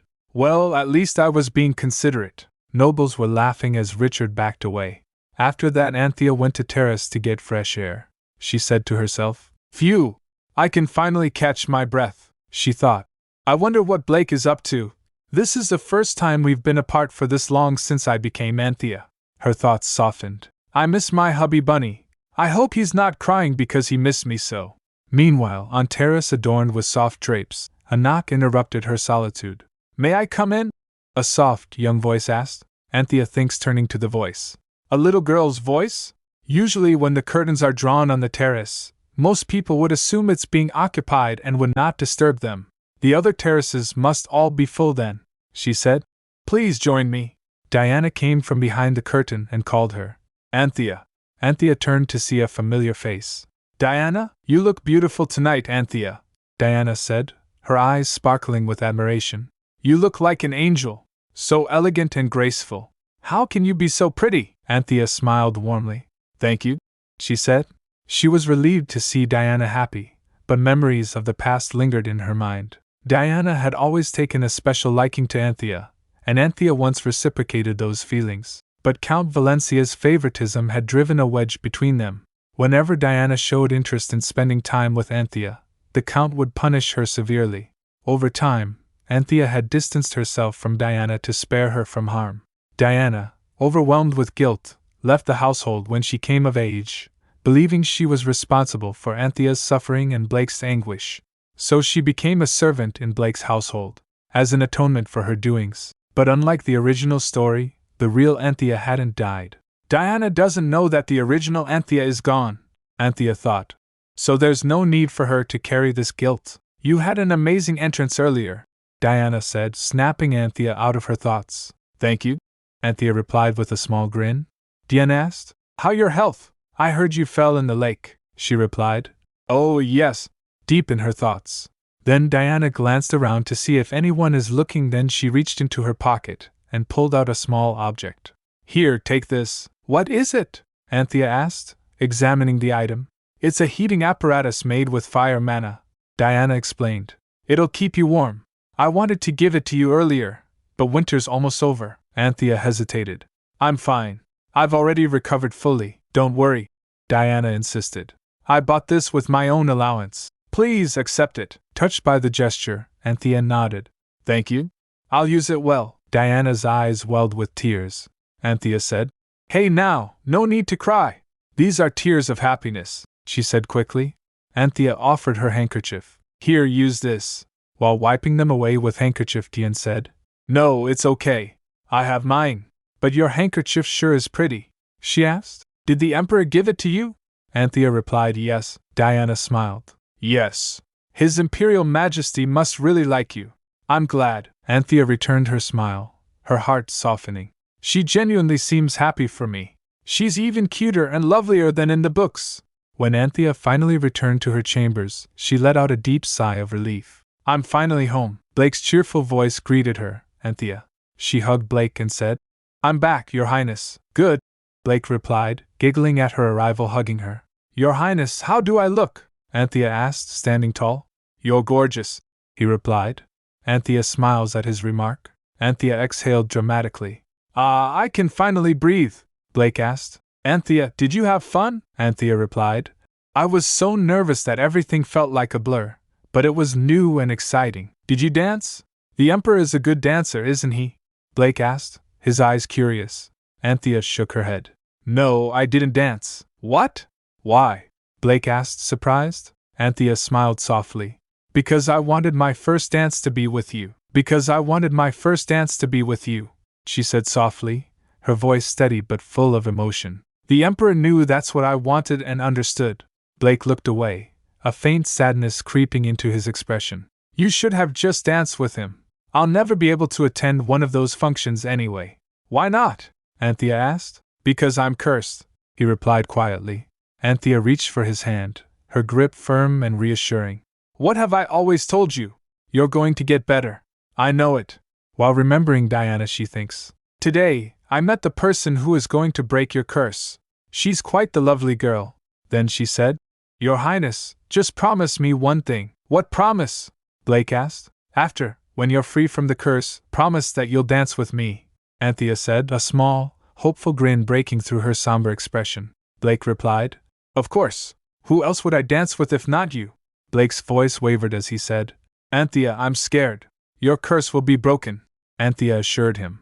You mustn't worry. It's not the curse, Blake admitted, while sniffling. I'm scared you'll leave me. I just feel like you're going to leave me all alone. Anthea's heart clenched. Where would I go? She asked, trying to keep her voice steady. Don't leave me, Anthea, Blake pleaded, tears forming in his eyes. You're the only one for me, Anthea. I'll do anything you want. Just don't leave me. He grabbed her in spite. Anthea pulled him into a hug. Her voice was soothing. Don't cry, Your Highness. Don't cry. As he buried his face against her shoulder, his tears dampened her sleeve. Anthea, he whispered, say you'll never leave me. Anthea hesitated. The words that once came so easily felt impossible to say now. She thinks, all I have to do is promise I won't leave him. But the white lies that used to flow so effortlessly are stuck in my throat. Promise me you won't leave me, Blake repeated, desperation in his voice. I won't leave you, she said, her voice breaking slightly. She knew the truth. I need to start preparing to say goodbye. Anthea's resolve hardened, thinking, I want to keep Blake safe, to comfort him. But in order to break the curse, Blake must follow the original story and fall in love with Diana. As for me, I'll make my exit as soon as I deal with Richard. He'll plan to snatch up Diana, if things go according to the original story. But this isn't how things are going to go at all. Blake seems to be taking too much of a liking to me. She sighed inwardly. This isn't a joke. I'm sincerely worried. I need to get the two of them to meet. A few days later, Anthea stood in the grand hall. Blake approached her. Looking composed, Anthea said, Your Highness, my little sister is visiting today. Yes, I know, Blake replied. Noticing the fine suit Blake was wearing, she thinks, this must be the outfit he had Hans prepare in secret. Even he must be excited to meet his first love. Are you nervous? Anthea teased. A little, Blake admitted. What if my sister-in-law doesn't like me? Anthea blinked. Huh! Her confusion grew. He's not excited because he's meeting his first love, but because he's meeting his in-laws? It's okay. Don't you worry, she said, tying his tie. She thinks, he might just be saying that out of respect for me. Still, their meeting is a little earlier than in the original story, but the sooner the better. When Diana arrived, she rushed toward Anthea and hugged her tightly. Anthea, you have no idea how happy I was to hear that you wanted to see me. I was so excited I couldn't sleep. Anthea laughed softly. You're as lively as ever, Diana. You're gorgeous, even today. How do you get prettier every time I see you? Diana exclaimed, her affection overflowing. She nuzzled against Anthea like an overexcited puppy. Diana, you must first present yourself to the Crown Prince, Anthea gently reminded her. Diana turned, suddenly formal. Bowing deeply, she said, I am honored to meet His Imperial Highness, the Crown Prince, the light of the Empire. Blake nodded, his tone calm and polite. Pleased to meet you, Lady Valencia, Diana replied. Your Highness, thank you for inviting me. Anthea observed them carefully. As expected, these two look even better together than I thought. Diana, Anthea said.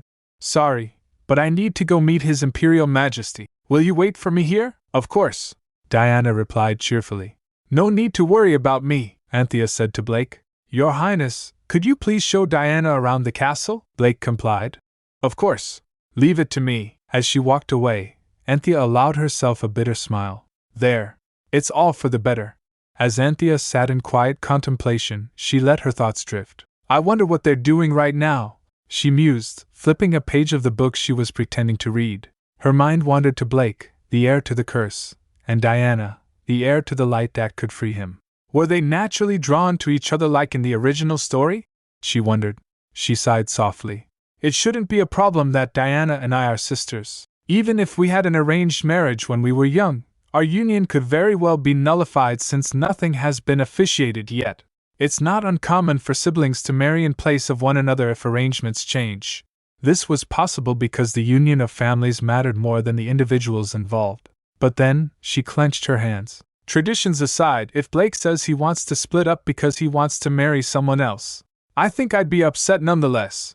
The image of Blake calmly asking for a divorce flashed through her mind. Wifey, if you could please divorce me now, she imagined him saying. Her expression darkened. He's the one who said he liked me first. Anthea quickly shook her head, chastising herself. Stop it, Anthea. Don't act like you're actually 10 years old, she resolved. Blake belongs with Diana. It's for the best. Yet, an unsettling question lingered. But is Diana the only person who can save him? If I learn magic of the light, could I be the one? As she was carrying the books while walking, she thinks, I wonder how much they've bonded. But then, she heard raised voices. That's not right. Your Majesty is the one who is wrong. She wondered. Is that Blake and Diana? They should be falling in love with each other, not fighting. Anthea hurried to the scene and found Blake and Diana arguing fervently. She asked, What's going on? Diana keeps saying impossible things, Blake exclaimed. Your Majesty is the one saying impossible things. Diana shot back, her arms crossed defiantly. Anthea stepped between them, raising her hands. Whoa. Let's both of you calm down. Why don't each of you tell me what's wrong? Their faces flushed with indignation. Humph, they said in unison, glaring at each other. Anthea wondered, exasperated. Just what happened in the 2 hours I was gone. Diana blurted out. I like Anthea more than you, Blake gasped. No, I like Anthea more than you, Me and Anthea are sisters by blood, Diana declared. Well, Anthea is my wife, Blake countered. So I love her more. Anthea stood frozen, losing the will to mediate. Do children usually fight over things like this? Why are the main characters fighting over me? I've liked her for 8 years, Diana said defiantly. How long doesn't matter, Blake shot back. I'm the one who loves Anthea the most in this entire world. Anthea let out a deep sigh. Well, at least they're closer than before? As Anthea prepared the food, Blake came and hugged her. Anthea, is it bean soup today? Blake asked eagerly, his eyes lighting up. Anthea smiled. Yes. Your taste buds are the same as 2 years ago, Blake grinned. That's because yours is the best. Well then, Anthea said. Let's eat so you can go to sword practice, he replied. Okay. The moment of calm didn't last long. There's no one else in the world who loves Anthea more than me, Blake declared. Diana countered. Says who? What about me? Are you ignoring the fact that we're family? Anthea observed. They're the same, even after 2 years, Blake said. We're husband and wife, Diana replied. So what? You haven't even kissed. Blake gets flushed, his cheeks turns red. Anthea, who was observing, thinks, hubby looks like he's about to cry. Anthea interrupts. That's enough. Now, it's time for practice. Diana calls her name. Anthea! Then Anthea said to Blake, Your Majesty needs to get ready as well, he replied. Okay, my dear. Hearing that, Diana controls herself from laughing. Then she calls out, Let's see who gets to the armory first, Diana challenged. And go! Diana shouted, darting forward. Wait! Blake protested, scrambling after her. You can't just start like that. Not fair! Anthea stood back, watching the chaos unfold. Wow, they really argue every chance they get, she thought, smiling softly. Melissa commented. Things seem good between them today, as always. Anthea asked. Melissa, are things between them good? Melissa replied. Of course. I'm glad His Majesty finally has a good friend. A friend, Anthea thought, the words sinking heavily in her mind. It's just as she said.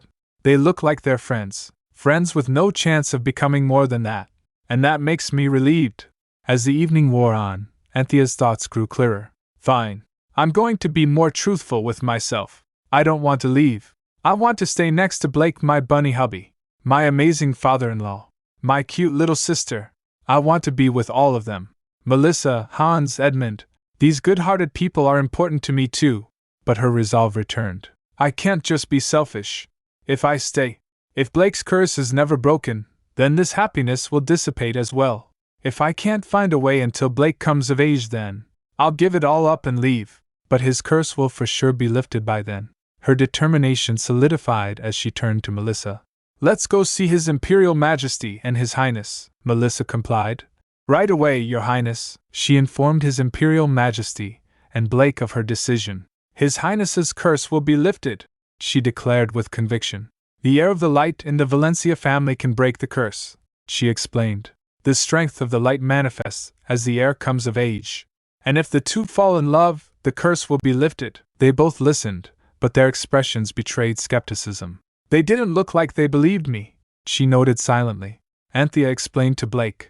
So if the heir of the light comes forward, if I marry that person, I told you, Blake interrupted, his gaze unwavering.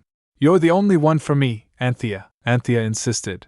But to break the curse, I don't care about the curse, Blake said firmly, his voice filled with determination. As long as I can be with you, Your Highness, she murmured, her heart heavy. I really don't need anything else but you, he insisted. Blake's resolve was unshakable. He was more focused on being together than he was on the curse. And so, time marched on. 2 years passed in that way, and the Crown Prince's palace saw many changes. The lake was filled in and transformed into an elegant arboretum. The armory and a small garden were added to the grounds, and even new servants joined them, trusted individuals who had earned their place in their home. Anthea narrated. As for me, I became a figure of authority within the empire. It's a good harvest this year as well, she noted, overseeing the realms as the most powerful female in the empire. Traditionally, this role belonged to the empress, but since Destined showed no intention of remarrying, he bestowed upon Anthea the Cephia Palace, along with an office space on the 3rd floor of the imperial palace. To outsiders, This was seen as a sign of immense affection from the emperor for his daughter-in-law. She thinks, everyone envied his love for me, but in reality, she slides a book and a hidden door opened. The third floor of the palace was no ordinary office. It was a treasure trove of ancient texts, filled with knowledge of light magic and the curse. It became her secret sanctuary, a place where she could dedicate herself to breaking Blake's curse.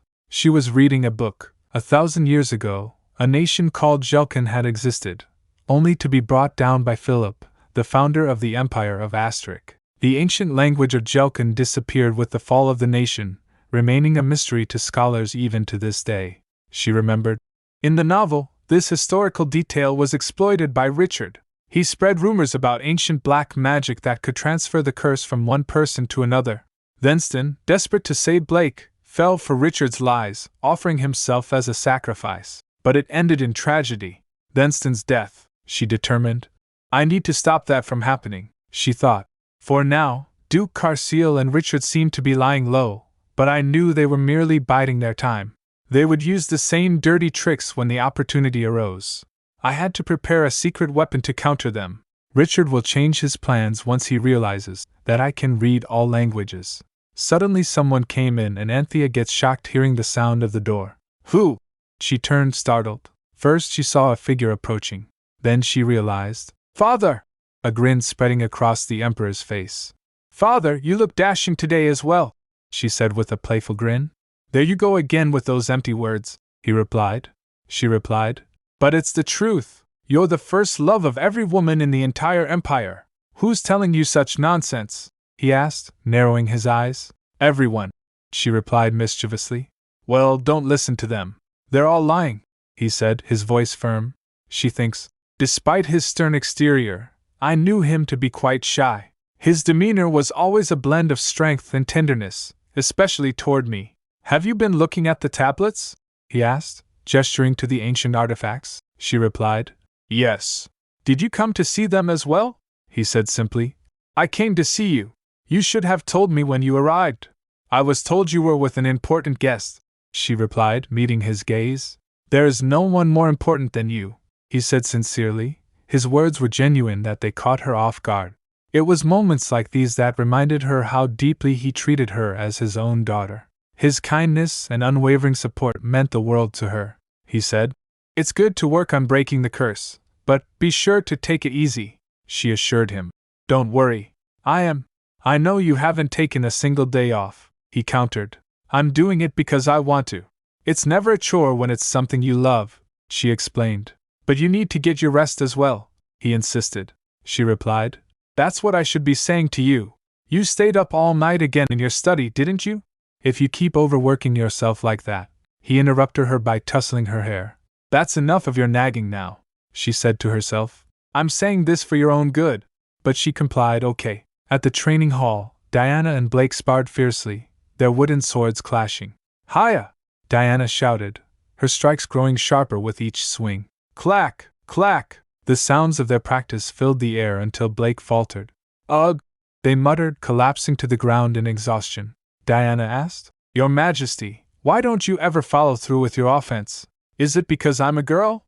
Blake gave her answer. You're Anthea's little sister, he retorted. What about you? Why did you stop just now? If you went on, you would have one. Are you going easy on me because I'm the crown prince? Diana said. You're my sister's husband. There's no way I could hurt you. Why do you want to be a knight? Blake asked, his voice quieter now.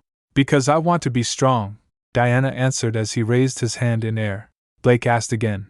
And why do you want that? If I'm stronger? Diana clenched his fist, determination flashing in his eyes. I can protect my sister. Blake softened at her words. I'm glad Anthea has a sister like you. I've never done anything for her, but at least you can always protect her. Blake hesitated, his voice dropping to a murmur. Diana, if I happen to die, I'll trust you'll take care of Anthea. Diana quickly sprung up in shock, saying, What? Don't say things like that. You're not going to die. How could you say something like that when you know how much Anthea loves you? She would be devastated if you died. But the curse, Blake said quietly. She said, Curse or no curse, don't you ever say something like that again. Diana snapped. We can protect her together, Diana declared. Blake agreed, okay. She raised her sword and said, Now, take an oath on a knight's honor. Blake met her determined gaze and raised his sword. I vow to protect Anthea with you, he said solemnly. Both of them smiled, looking at each other. Later that night, Anthea found Blake resting, his breathing slow and steady. He looked peaceful, though wearied from the day's events. Looking at him, Anthea thinks, Blake's the same as he was 2 years ago. Maybe it's because he met Diana earlier, or maybe it's because of my efforts to free him of his curse. Whatever it is, I'm glad. He must have had a long day. As she was caressing and tussling his hair, Blake opened his eyes. Did I wake you? Sorry, she whispered when his eyes fluttered open. No, he said softly, his lips curling into a faint smile. I'm always glad to see you.